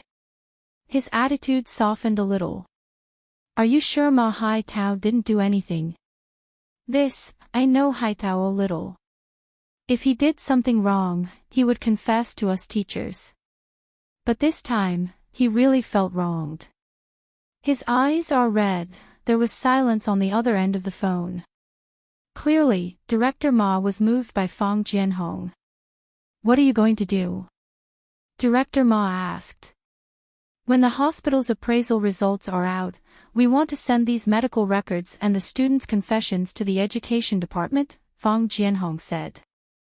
"No matter what, we have to get justice for the students of our school. We can't let them suffer losses. The students' thoughts are the simplest and most innocent, but they have a strong sense of right and wrong. If they were wronged this time, it would have a profound impact on their lives." In order to convince Director Ma to stand on his side, Fong Jianhong even used some knowledge from education. "If you don't help us get justice for your son, don't blame me when your son gives up on himself and goes down the wrong path." With Fong Jinhong's familiarity with Ma Haitao, this kid was already very crooked. His words would definitely come true. Director Ma naturally understood the meaning behind Fong Jinhong's words. He snorted and said, "Years of hard work can't withstand a small setback. Is there a problem with the teaching quality of the Ivy League school?" Fong Jianhong broke out in a cold sweat. He quickly tried to salvage the situation. "Director Ma, I'm just worried that this will happen. Haitao is your child and also my student. Who doesn't want him to get better and better? Don't you think so?" "I'll find out more about this," Director Ma said and hung up the phone. When Fong Jianhong returned the phone to Ma Haitao, he said with a strange expression, "Is someone pressuring your dad?" Ma Haitao had just called to talk about this matter, but he already knew about it and immediately said that he wanted to apologize. Which true god did they move? Lin Yubin said with a gloomy face, oppressing people with power, lawless and out of control. How could they do such a dirty thing? How can such a person be qualified to be a teacher? Fang Jianhong glared at Lin Yubin, who hurriedly apologized and scolded Rosefinch for being shameless. Head Ma's name was Ma Wenxue. He wasn't the head of Huaqing's education department, but a deputy head who was ranked highly. Of course, with such a big Buddha in the education department, it was enough for Ma Haitao to do whatever he wanted in a high school. Ma Wenxue hung up the phone and felt a headache coming on. Although his immediate superior had just informed him that his son, Ma Haitao, should apologize to others and obtain their forgiveness, and he had verbally agreed to it, he still felt dissatisfied when he thought about it. His son was injured and hospitalized, and he still had to apologize to the person who hit him. If word of this got out, where would he, Ma Wenxue, put his face? Moreover, what Fang Jianhong said made sense. Ma Haitao was his biological son, after all, and if he got into a dead end because of this matter, he wouldn't be able to pull him back. Pa. He slammed his palm heavily on the table, then carried his teacup and walked to the head's office at the easternmost end of the corridor. Wang Wenhai was the head of the education department, and he was also the official who controlled this office. In the office, his words carried enormous weight, and Ma Wenxue didn't have the ability to wrestle with him. His subordinates often joked about Ma Wenxue's and Wang Wenhai's names, saying that one was Wenxue and the other was Wenhai. From their names, it was obvious that Wenhai was older than Wenxue. What they said was the truth, and Ma Wenxue didn't even have the leeway to refute it. Of course, every time he heard such a comparison, he felt a prickling feeling of discomfort in his heart. Ma Wenxue knocked on the door and entered. Wang Wenhai was on the phone with someone. When he saw Ma Wenxue come in, he glanced at him with a strange expression and gestured for him to sit on the sofa and wait for a moment. Wang Wenhai hung up the phone and looked at Ma Wenxue with a smile, asking, "Wenxue, what's the matter? I know that you don't lack good tea here, so I brought the teacups just to ask for a cup of good tea to drink," Ma Wenxue said jokingly, deliberately trying to get closer to him. "Old Ma, do you still lack good tea in your own office? I think you're too stingy. You can't bear to drink your own good tea, so you always ask for mine," Wang Wenhai said, pretending to be angry. Ma Wenxue was shocked. Wang Wenhai said that he was too stingy. Could it be that he already knew why he was here? Some people said that the way of being an official had 4 words: be bold and careful. Ma Wenxue had been immersed in officialdom for many years, so he had some understanding of these 4 words. Be it his superior or his subordinates, every word they said had a deeper meaning. Was this, too stingy, just referring to Ma Wenxue's tea collection, or was it referring to something else? However, since he was here, he had to untie the knot in his heart. Otherwise, he would be scared off by Wang Wenhai with just one sentence, and he would be looked down upon even more. Ma Wenxue said with a smile, "I've drunk the tea here, and I feel that the tea in my office can't compare. I've been raised to be picky. Chief, you can't let me go back disappointed." Wang Wenhai sighed softly and said, "Are you here for your son's matter?" "Yes. To tell you the truth, I just called that kid and gave him a good scolding. I even said that I would break his legs when I got back." However, Fang Jian, the school's director, took the phone and reprimanded me. He said that I had wronged the kid this time. That kid is usually as stubborn as a cow, but today he actually knew to wipe his tears. Director Fang Jian also said that they would wait for the doctor's appraisal results to come out, and then send the students' confessions and medical records to the education department. At that time, things would get out of hand. Ma Wenxue looked at Wang Wenhai sincerely and said, "I'm here to ask the chief how this matter should be handled." A hint of mockery appeared at the corner of Wang Wenhai's mouth, but it disappeared in an instant.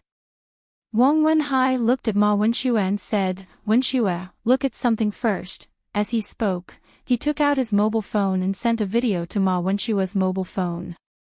As soon as Ma Wenhai opened the video, the sound of his son, Ma Haidao, cursing like an unscrupulous hooligan.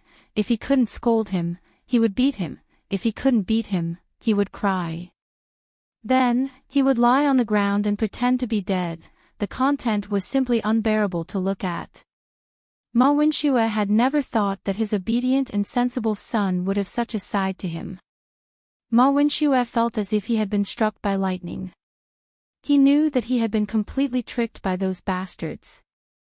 The people over there had such evidence in their hands, and they could also send it to Wang Wenhai's book. This matter would not be easy to resolve. Wang Wenhai looked at Ma Wenxue and said, "Did you see it clearly?"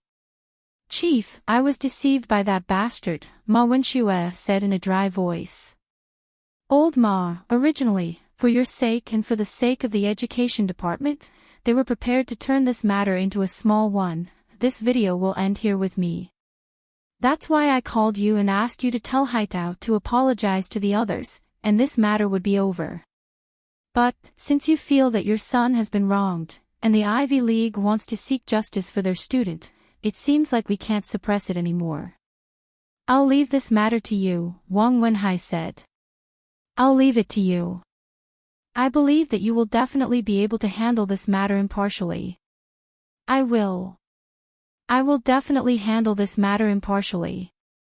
I will not be biased just because one of them is my son," Ma Wenxue said as he nodded solemnly. He felt extremely uncomfortable in his heart. He knew that his son was going to be unlucky, and the Ivy League was going to be unlucky too.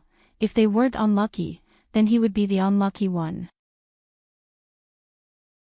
What a scam, he cried miserably in his heart. When Fang Yan brought a group of students downstairs, he happened to bump into Baldy, who had just parked his car and was running upstairs. Baldy saw Fang Yan and asked, "Has the matter been resolved?" "Not yet," Fang Yan said. "Then why did he leave?" Not only was Baldy confused, but even Huang Haoran and the others felt that it was strange. Mr. Fang had angered the Ivy League's dean, Fang Jianhong, to such an extent. Presumably, they wouldn't just let it go, right? "Someone will help me resolve it," Fang Yan said with a smile. He turned to look at Huang Haoran and the others and said, "I won't ask you to write a reflection letter, so you probably won't feel that you've done anything wrong. I want you to write down the course of events, and then think about whether there's a better way to resolve the problem. I have a language class tomorrow afternoon, and I'll look for you at that time to get your answers." "All right, Mr. Fang," the students replied. Fang Yan looked at Baldy and said, "Let's go. Drive me back."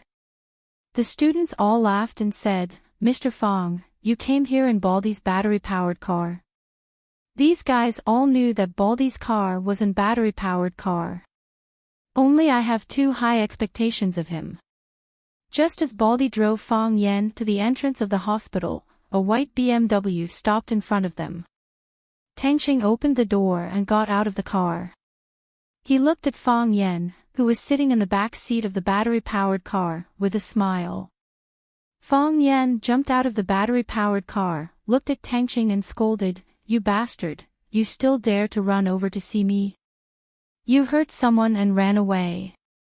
Don't you have any shame? Who are you going to let clean up after you?" "Stop scolding, I know you're not angry," Tangqing said jokingly. Fang Yan was very depressed. He felt that he had been completely seen through by these students.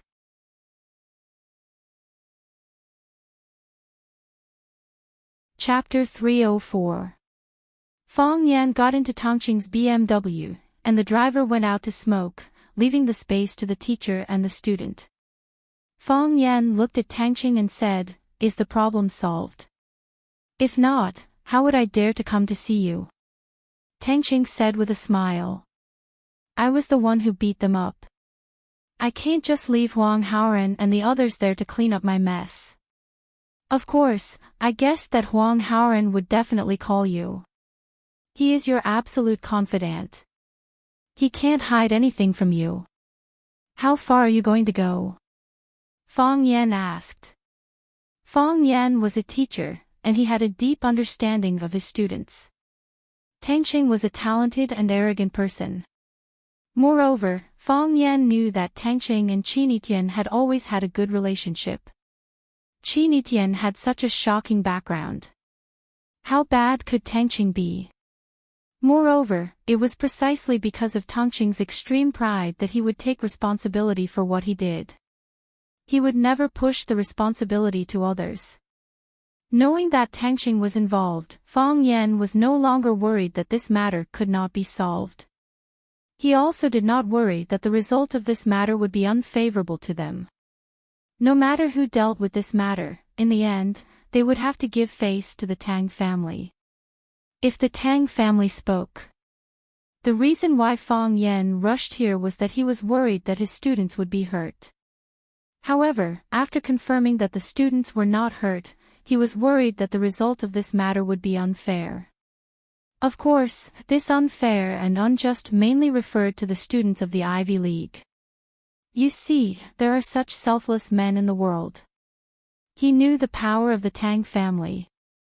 He knew that if the Tang family spoke, even if Tangqing really hit people without reason, this matter could only be left unsettled. However, Fang Yan did not want to see this result. He hoped that his students could understand the meaning of right and wrong. He hoped that his students would know the big picture. He hoped that his students would not be infected with the bad atmosphere of society. I was wrong, I apologize. If you are wrong, you will bear the consequences. Using one's power to oppress others was the worst thing to do. If they succeeded this time, they wouldn't think about right or wrong when they encountered similar situations in the future. Instead, they would think about who could help solve the problem. Students were the hope of the future of society. If the hope of the future was all like this, then where was the hope? Fang Yan was willing to discuss with the teachers and leaders of the Ivy League school to determine the nature of this fight. In the end, it was wrong for students to fight. He loved his students, loved the children of Class 9, but he would not indulge them too much. However, the performance of the Ivy League was really disappointing. This was also the reason why Fang Yan left angrily and allowed the situation to develop naturally. He knew that there was no way he could reason with Director Fang, who was full of power, and Teacher Lin, who scolded him without asking about the cause and effect. Since you don't want to accept my kindness, then I'll treat you like a fart. He could do whatever he wanted with it. That depends on what they choose. Tangqing smiled proudly. Anyway, I've done it politely and appropriately. If they want to turn a big problem into a small one, I can let them go. I'm a low-profile person. I don't want to cause a storm in the city and let others see me as a joke. How big is a small problem? To tell you the truth, I feel very embarrassed to hit them, but if they don't know what's good for them, then they can only blame it on their bad luck. I've already prepared a feast for them. Tangqing looked at Fang Yan and said, however, Mr. Fang came out so quickly. It means that the old guys over there are not easy to talk to, right? The Ivy League has a bigger influence in the education circle of watching than Rosefinch, so they have developed the bad habit of looking down on others even though they're the best in the world. This time, I'll teach them a lesson. What did you do? Fang Yan asked. I just asked someone to help me take a video of them arrogantly scolding people and taking the initiative to hit people. Tangqing smiled slyly. Didn't you teach us? If the enemy doesn't move, we move first. Once we've identified our enemy, we have to think of a way to make ourselves invincible. This is what I taught you. Absolutely. Using a phone to take pictures again. Isn't this too lame? Why don't you use such a useful technique? Tangqing asked. Those idiots still think they have the upper hand, but they don't know that we've been guiding them to do stupid things. Huang Haoren is the most cunning. He keeps showing weakness, but when he does, he shows his unyielding heroic spirit. They're about to go crazy with anger. Who else should they hit if not him? They wanted to beat up Huang Haoren, but you stood out to turn the tide and beat them down. That's because they're not strong enough. I can't do anything about it. I know your ability. There's probably no one in the entire student world of watching who's your opponent. Fang Yan looked at Tangqing and said, "Try not to use your fists to solve problems in the future. You're a student after all." "Actually, I don't want to either," Tangqing said. "But Mr. Fang has already set an example. I have no reason not to follow the teacher's example." Seeing Fang Yan's murderous gaze, Tangqing said casually, "Mr. Fang, why didn't you shout in class about such a big event like the battle between you and the Japanese sword god? If you did, I could have brought my classmates to pull up banners and shout slogans for you. Unfortunately, I found out too late. I didn't see Mr. Fang's heroic appearance when he defeated the Japanese sword god. What a pity." "Get lost," Fang Yan said angrily. "This is my car." Fang Yan was stunned. He opened the door and was about to get out. "Mr. Fang, Qinitian, is she okay?" Tangqing asked from behind. Fang Yan's body stiffened. He said without turning his head, "I don't know." "Forget it, I won't ask." "I hope she's fine." Tangqing sighed softly. He sat back in the back seat of Baldy's electric scooter and let Baldy pull him through the noisy crowd. He saw the numbness and exhaustion on other people's faces, and they could also see the pain and sadness in his eyes. They were all people with stories. Jiang Qin looked really happy. She had been smiling since the moment she saw Fang Yan. She smiled and said to Fang Yan, "Mr. Fang, are we going to Zhuangyuan Street or Friendship Square?" She smiled and said to Fang Yan, "Mr. Fang, can you treat me to a bowl of fish balls? I like the fish balls here the most." She smiled and said to Fang Yan, "Mr. Fang, why aren't you talking? Come, smile." She kept talking, kept walking, and kept trying all kinds of snacks. Of course, because she was too lively, Fang Yan was dragged by her to talk, walk, and eat snacks. Jiang Qin held a skewer of grilled squid in her left hand and a skewer of roasted corn in her right hand. She said with a face full of happiness, "Mr. Fang, I think this kind of life is the happiest. Do you think I'm a good-for-nothing?" Jiang Qin didn't know that when she stood on the world stage with a guzheng in her arms and carried forward Hua Xiao's classical music to the world, and was called the Moon Goddess by humans, what she missed the most was this kind of carefree civilian life with grilled squid in one hand and tender corn in the other. Fang Yan looked at Jiang Qin and said with a smile, "It doesn't matter if you're successful or not. It's important to find happiness. If you think this is good, then pursue and enjoy this kind of life. No one said that you have to have a bright future. That's not feasible. Since I promised to promote our Hua Xiao's classical music with Sister Xia, I will definitely work hard for this goal. I've read a lot of information recently. Sister Xia's worries are indeed necessary, and we really need to awaken. It's good that you can persevere," Fang Yan said. "You've been busy eating along the way. Have you thought about what gifts to buy for your parents? Mr. Fang, do you have any good recommendations? Your dad likes to drink, but there's no point in buying wine. It's better to buy a watch." Fang Yan put forward his suggestion seriously. He promised Jiang Qin to come over and help her choose a gift, so he had to fulfill his responsibility.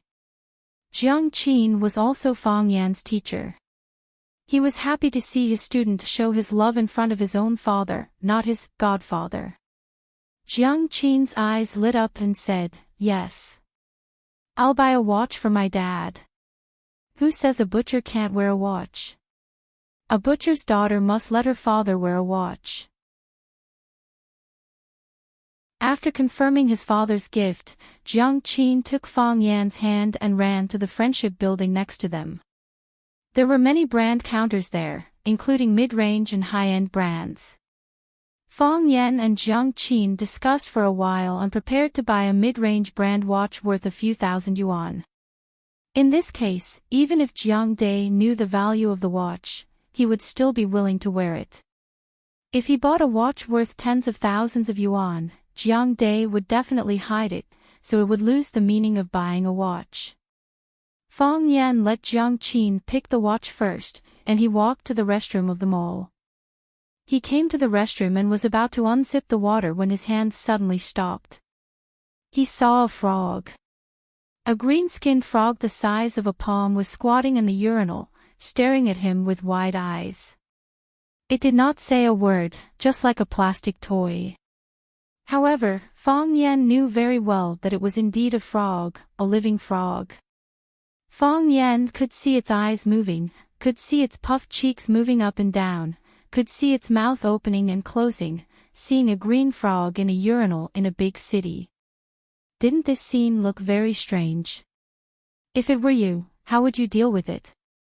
Fang Yan held his breath, and a strong heat flow poured over the frog's head. Croak, croak, croak, the frog cried fiercely.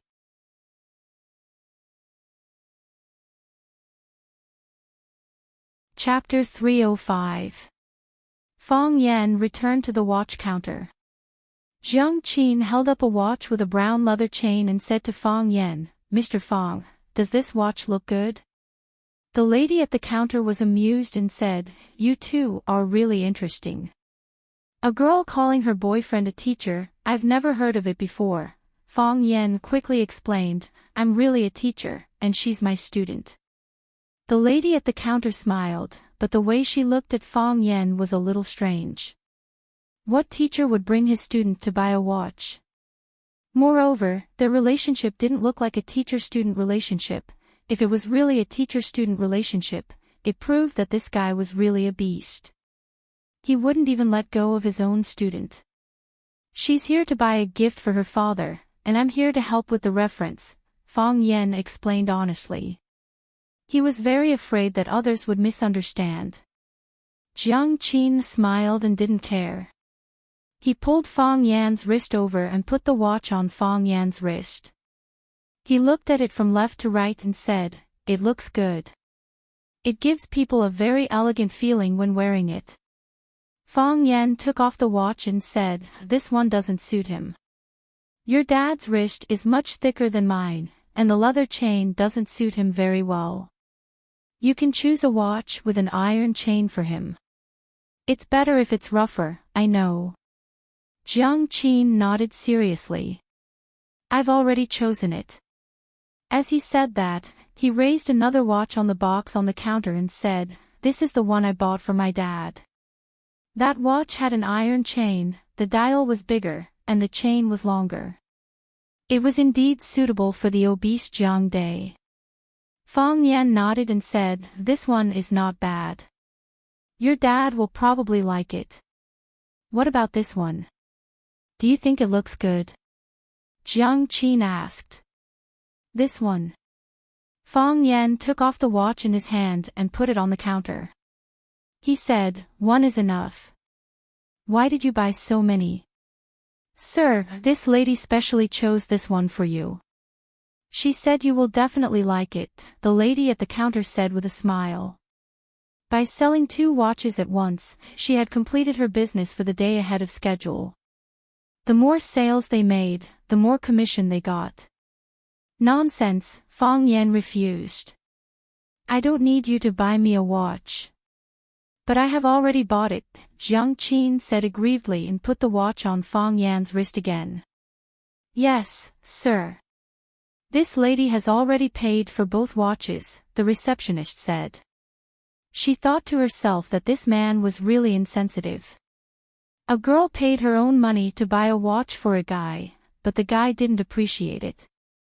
This kind of guy was really blind. If it were me, I definitely wouldn't marry such a blockhead.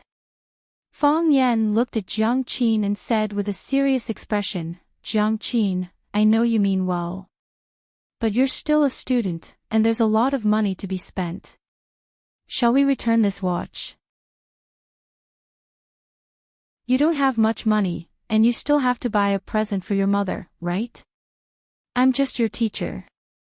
I really don't need you to buy me such an expensive present. Fang Yan looked at the price tag. Each watch was worth more than 8,000 yuan. That was close to 20,000 yuan in total.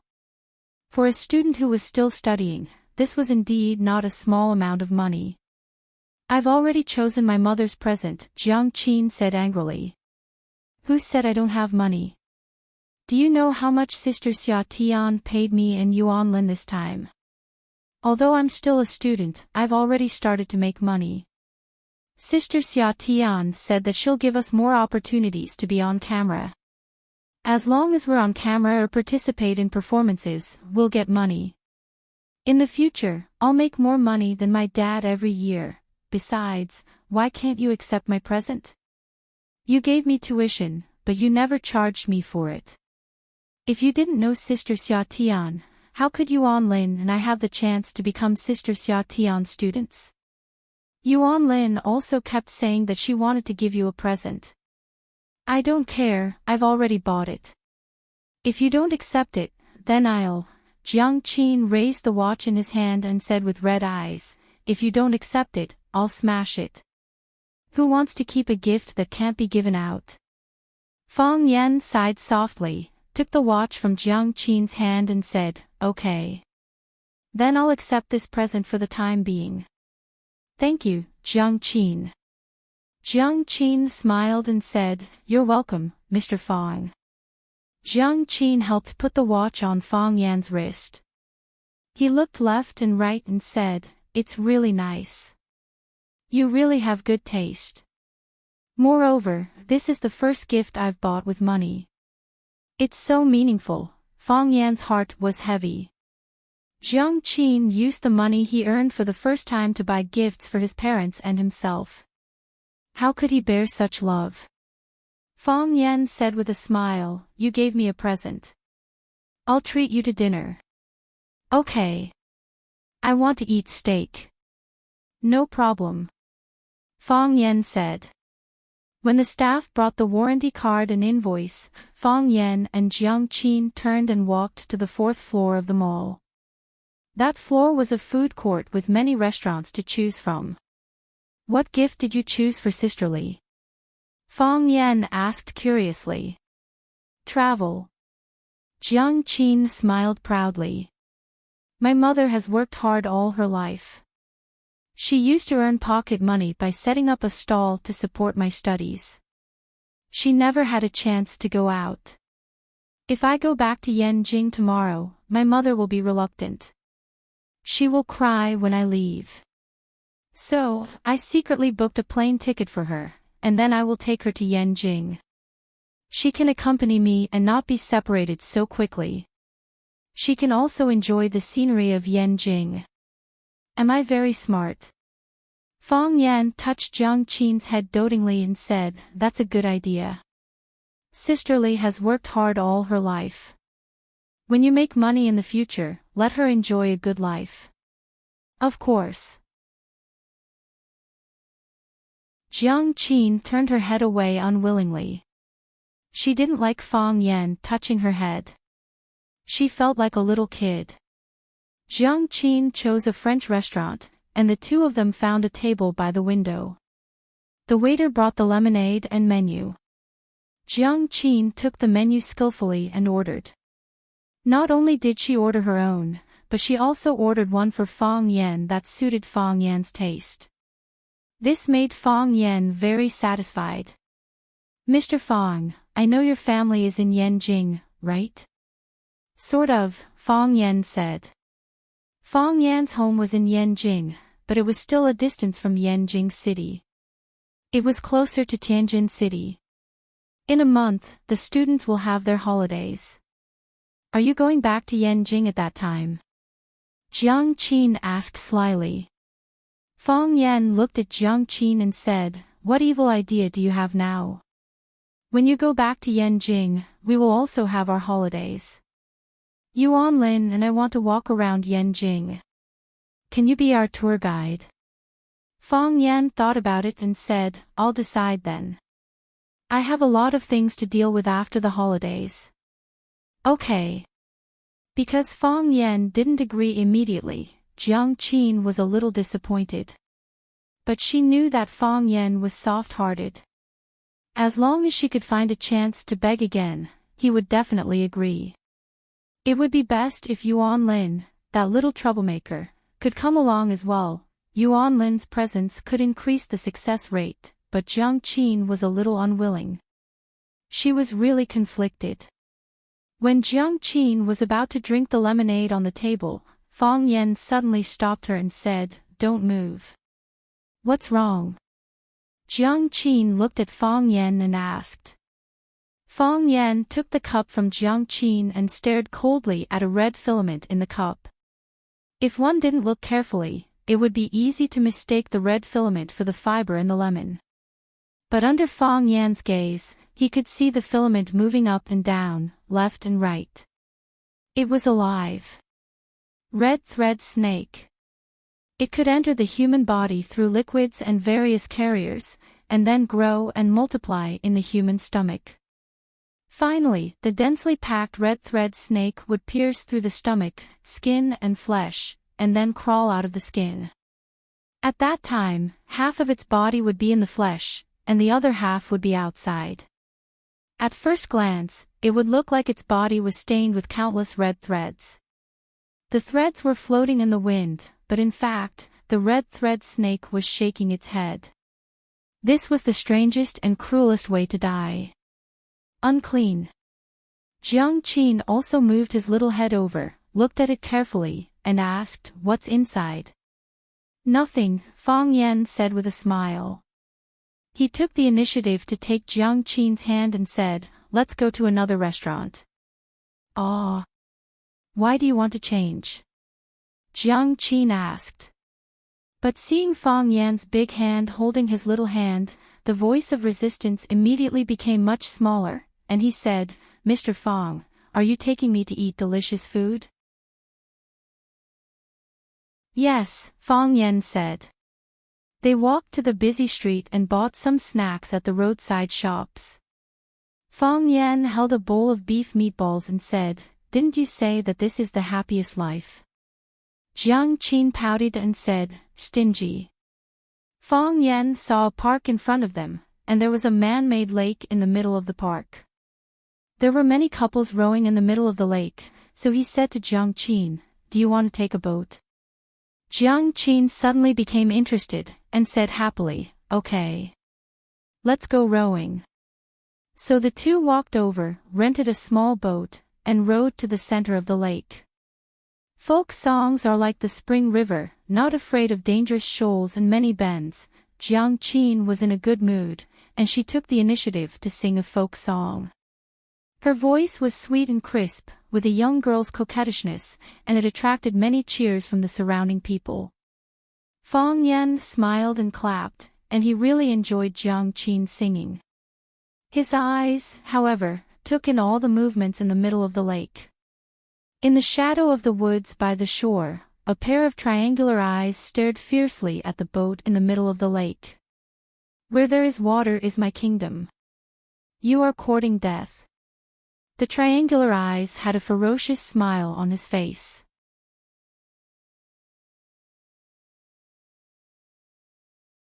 Chapter 306.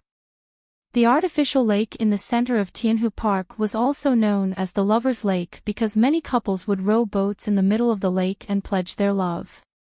That was how it got its name. Of course, not only couples, but parents would also bring their children here to play during holidays. After Jiang Qin finished singing the song, Mountains and Rivers Are Like Spring Water, Fong Yan had already rowed the boat to a remote area far away from the crowd. Jiang Qin looked around and said with a blushing face, Mr. Fong, why did you row the boat here? Is there any good scenic spot here? Because it's dangerous here, Fong Yan said. Dangerous? Jiang Qin's heart was beating fast. The middle of the lake was so lively, but Mr. Fong deliberately didn't go there and deliberately rowed the boat to this oblique angle. Did he want to? What should I do? Should I pretend to accept or pretend to be reserved and push him aside? But if I do that, will he not like me anymore? What if he gets angry? He said it was dangerous here, so it meant that he must want to do something to me. He said it so clearly, should I do something in response? The young girl's heart was budding, and she didn't even know what love was. She just saw some cliché scenes from books and TV, and then put herself into the story. This kind of perturbed and sweet feeling was something they had never experienced before. Yes. It's very dangerous, Fong Yan said. Fong Yan's expression was serious, and his eyes swept around coldly. He said, just now in the restroom of the mall, I saw a frog in the urinal. Aw. Jiang Qin exclaimed. Isn't that too cute? Where's the frog? I trampled it to death, Fong Yan said in a deep voice. When we were eating in a French restaurant, the waiter served us a glass of lemonade with a rare little snake called the red viper. If we drank that glass of lemonade, those little snakes would suck our stomach blood and reproduce in our stomachs. There's a snake. Jiang Qin's eyes widened. Until then, she finally realized that something was wrong. She was in a really dangerous situation, but this danger was not brought by Fong Yan. Yes. There are snakes. Fong Yan nodded. I know a very powerful person. He is known as the Xiangxi Snake Monarch. I've been sending people to look for his whereabouts. Obviously, he's not going to let me go so easily. Although I don't know how the hatred between the two of us started. Today is really not a good day to meet him. At the very least, I should send you back first. However, I know that this kind of person tends to go to extremes.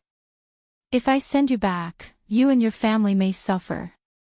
He has been following us, and I can't guarantee that he won't do anything to your family. So you used us as bait? Jiang Qin asked. She was naturally intelligent, and Fong Yan had already said it so clearly. How could she still not understand? Yes. Fong Yan nodded. He is a big monster. He can use all kinds of poisonous snakes and fierce beasts. The frogs in the toilet, the red-lined snakes in the cup, and even a group of poisonous snakes and scorpions might crawl out from under the blankets when we were lying on the bed. He hid in the dark and gave commands remotely, making it impossible for us to defend against these killer moves. He can try 100 times, but if we get hit once, everything will be over. There was one more thing that Fong Yan didn't mention.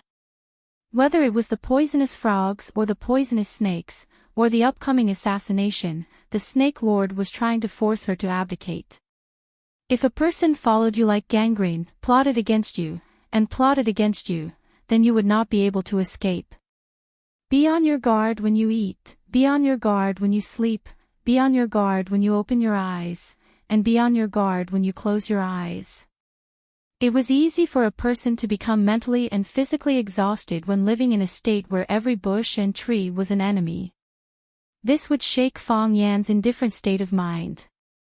If the tranquil state of mind was damaged, the heart of Taiji would be covered in dust. No Tao seeker would be willing to face the fact that their cultivation did not advance and instead regressed. At that time, as long as Fong Yan made a small mistake, the Snake Lord would attack and kill Fong Yan. The Snake Lord could wait, but Fong Yan couldn't. Fong Yan had the ability to protect himself, but what about the people around him? What about his students? Fong Yan's plan to lure the enemy was to put himself in a desperate situation. He knew that he was taking a great risk by doing this. He even took the initiative to pull the battle line to the lake, where the Snake Lord was best at fighting. The Snake Lord was king when encountering the water. He believed that the Snake Lord would not be able to resist such a temptation. He would not be able to resist. Jiang Qin sat down quietly, looked at Fang Yan, and asked, "What can I help you with?" "You don't have to do anything," Fang Yan said gently. "Just sit there quietly. No matter what you see, don't panic. I will do my best to protect you. As long as I'm alive, you will be alive as well." There was something else that Fang Yan didn't say. If he died, Jiang Qin would probably not be able to survive either. But this was the only choice. It was also the best choice. He was confident in himself. "I believe in you," Jiang Qin said. "I'm not afraid at all. I know that you will protect me anyway."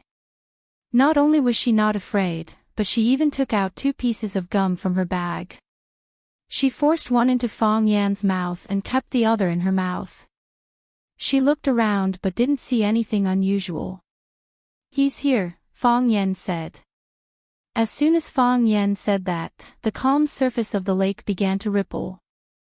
At first, it was only a slight tremble, like water being blown by the wind.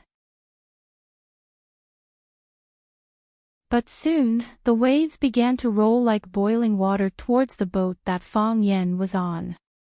Whoosh, the loud sound of water could be heard. Then, countless toads jumped up from the bottom of the water. Because there were too many of them and they were too densely packed together, they looked like an ugly monster that had emerged from the bottom of the water.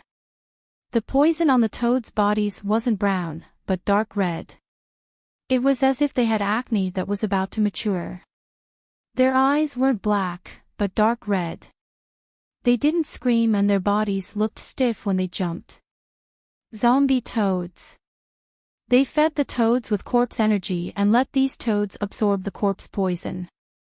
In the end, they became the most evil and ferocious poisonous creatures in the world. The difference between zombie toads and other poisonous snakes was that they could be bred in batches. They only needed to use ordinary toads as raw materials and let them live in the land of extreme negative energy for 3 years.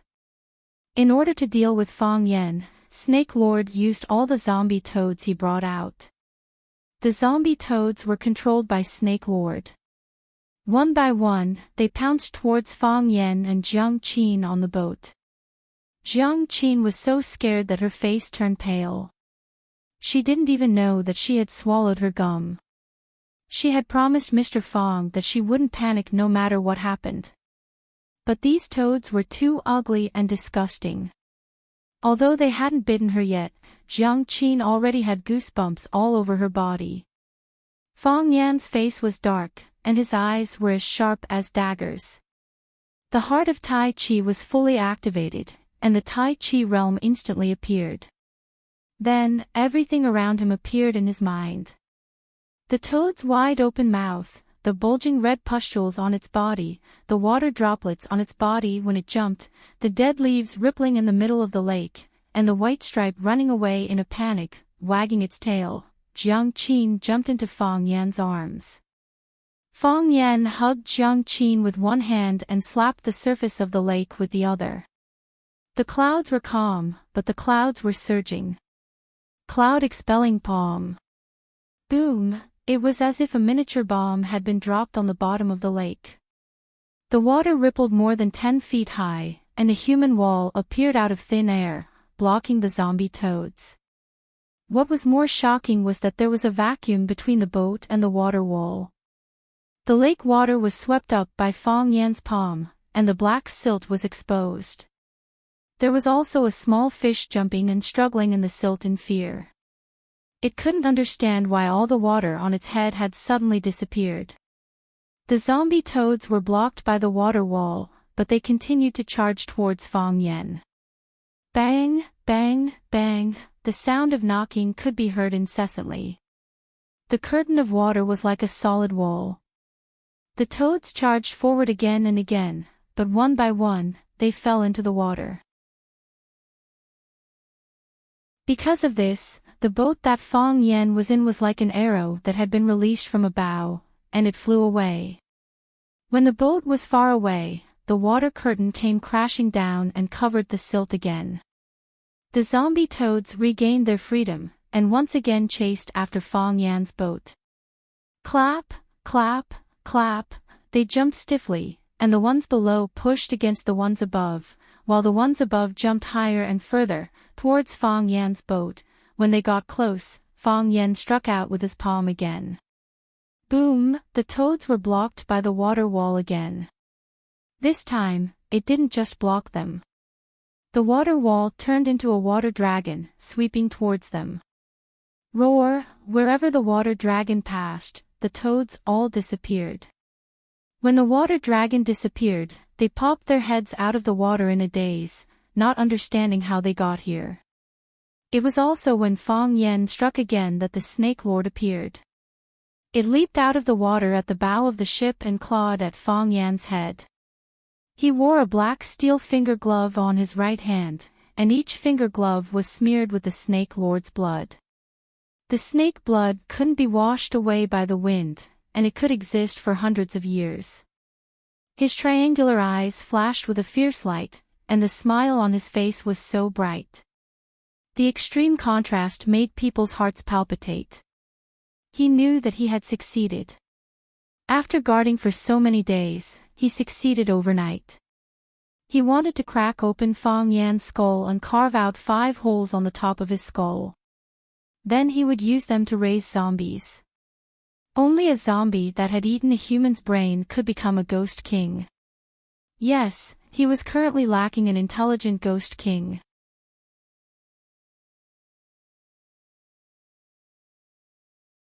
Chapter 307.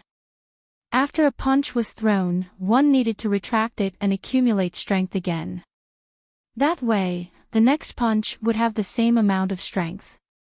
The same went for human strength. The most dangerous state was the blank period when one's old strength had been exhausted and new strength had not been generated. That was when the human body's defense was at its weakest.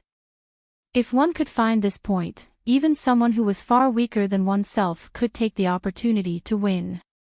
The Snake Lord had been lurking under the water for a long time. First, he attacked Fong Yan with the zombie toad. When Fong Yan counterattacked with his palm, he finally found an opportunity to attack. Since he was called the Snake Lord, he was naturally good at swimming. He was more carefree in the water than on land.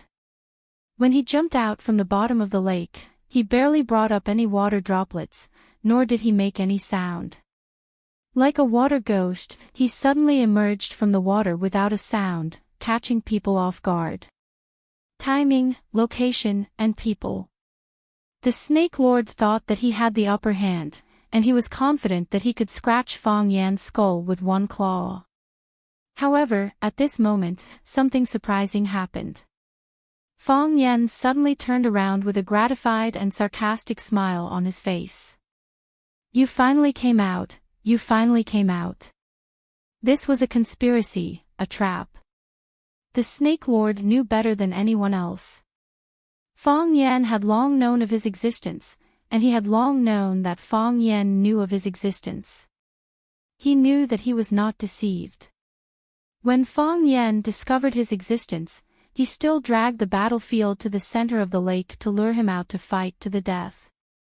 Fong Yan thought that he could get rid of the Snake Lord by inviting him into the lake, but the Snake Lord thought that he was the king who could win in the end. When the Tao rises 1 foot and the devil rises 10, who will attain the Tao? Who could become a demon? Now, his claws were about to pierce through his scalp and pierce through his skull. What could he do? Crack! The Snake Lord's claws could not reach out. There was a big hand on his arm.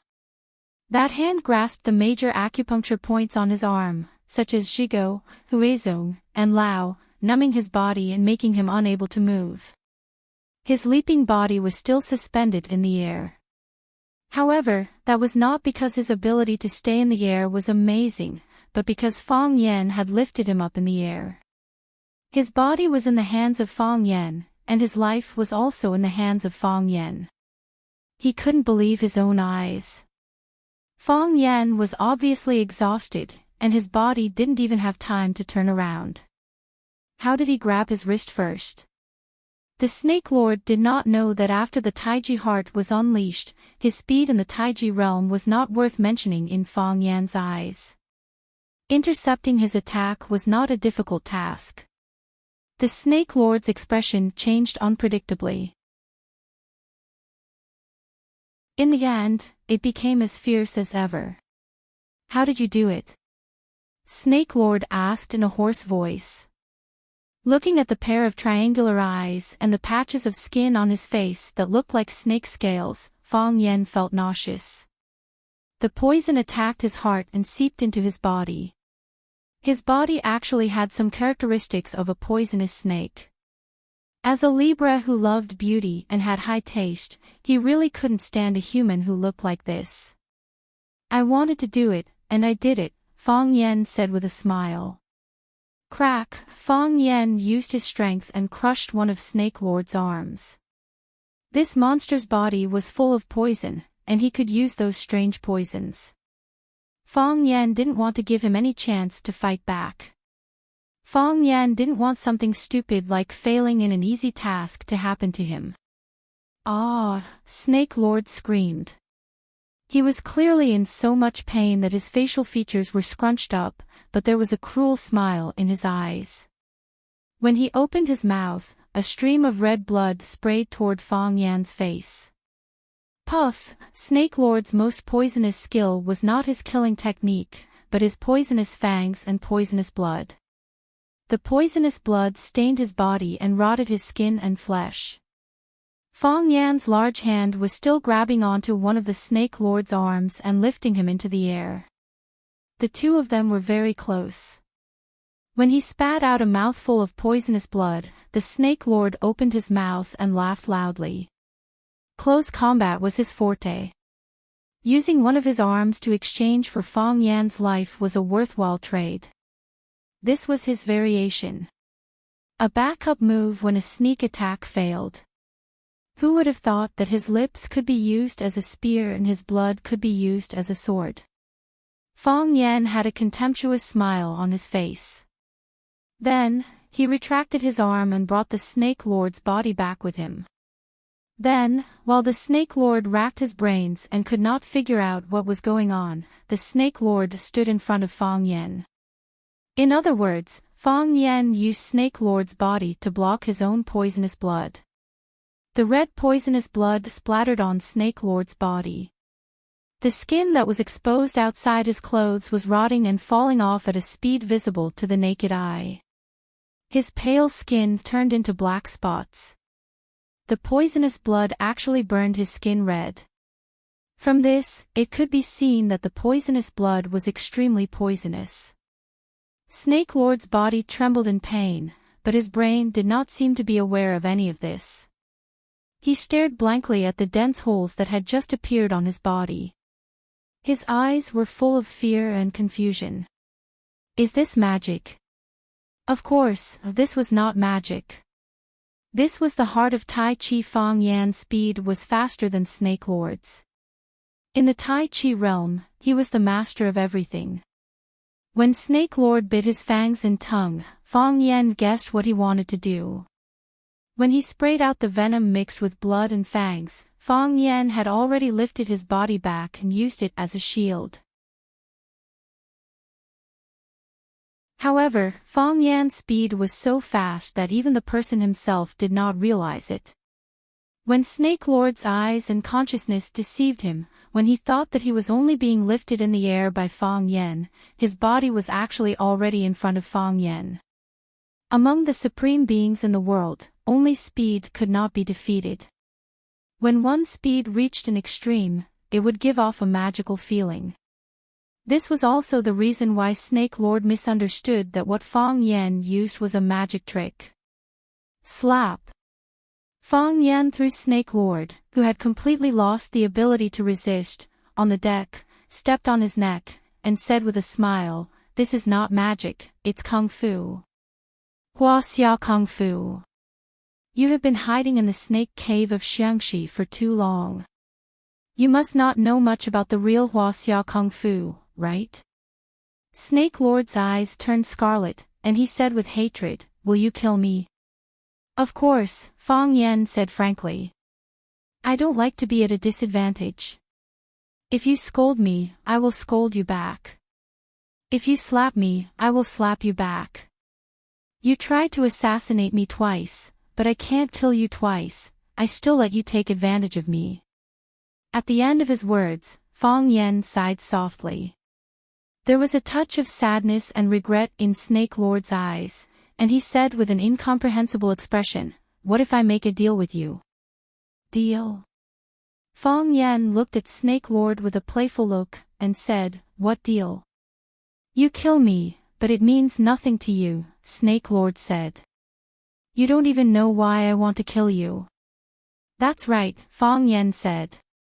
But sometimes you don't need to understand the cause and effect of everything so clearly. You wanted to kill me, but I killed you, isn't that more concise and clear?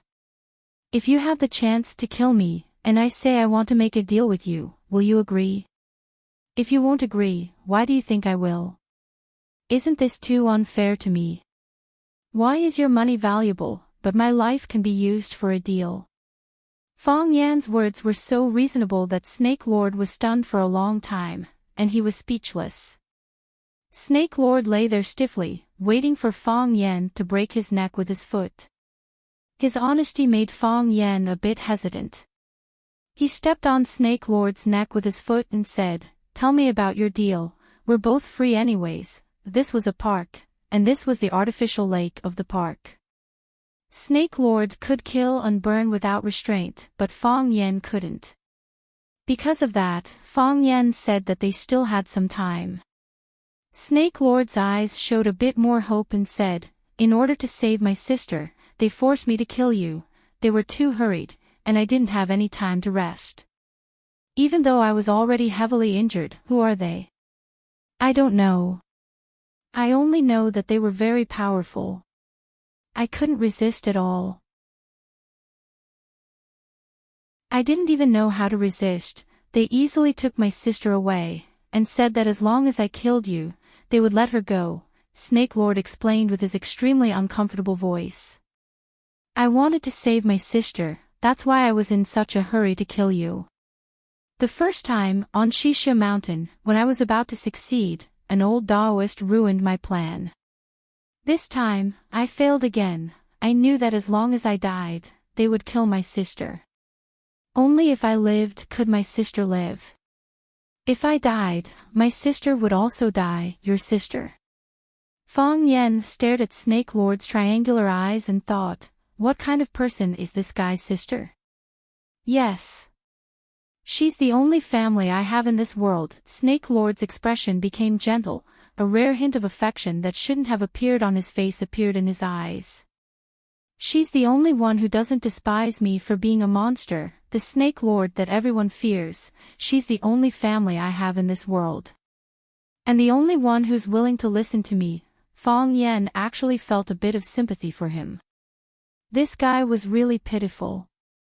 Because of his ugly appearance, he was probably a freak in other people's eyes since the day he was born.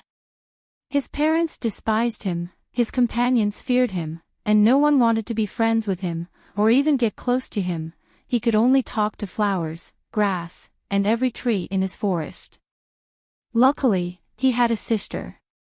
She didn't want him to look ugly, she didn't despise him for being with snakes, she was willing to talk to him, and even sang him a not-so-pleasant mountain song. That was his life, a treasure that he swore to protect with his life.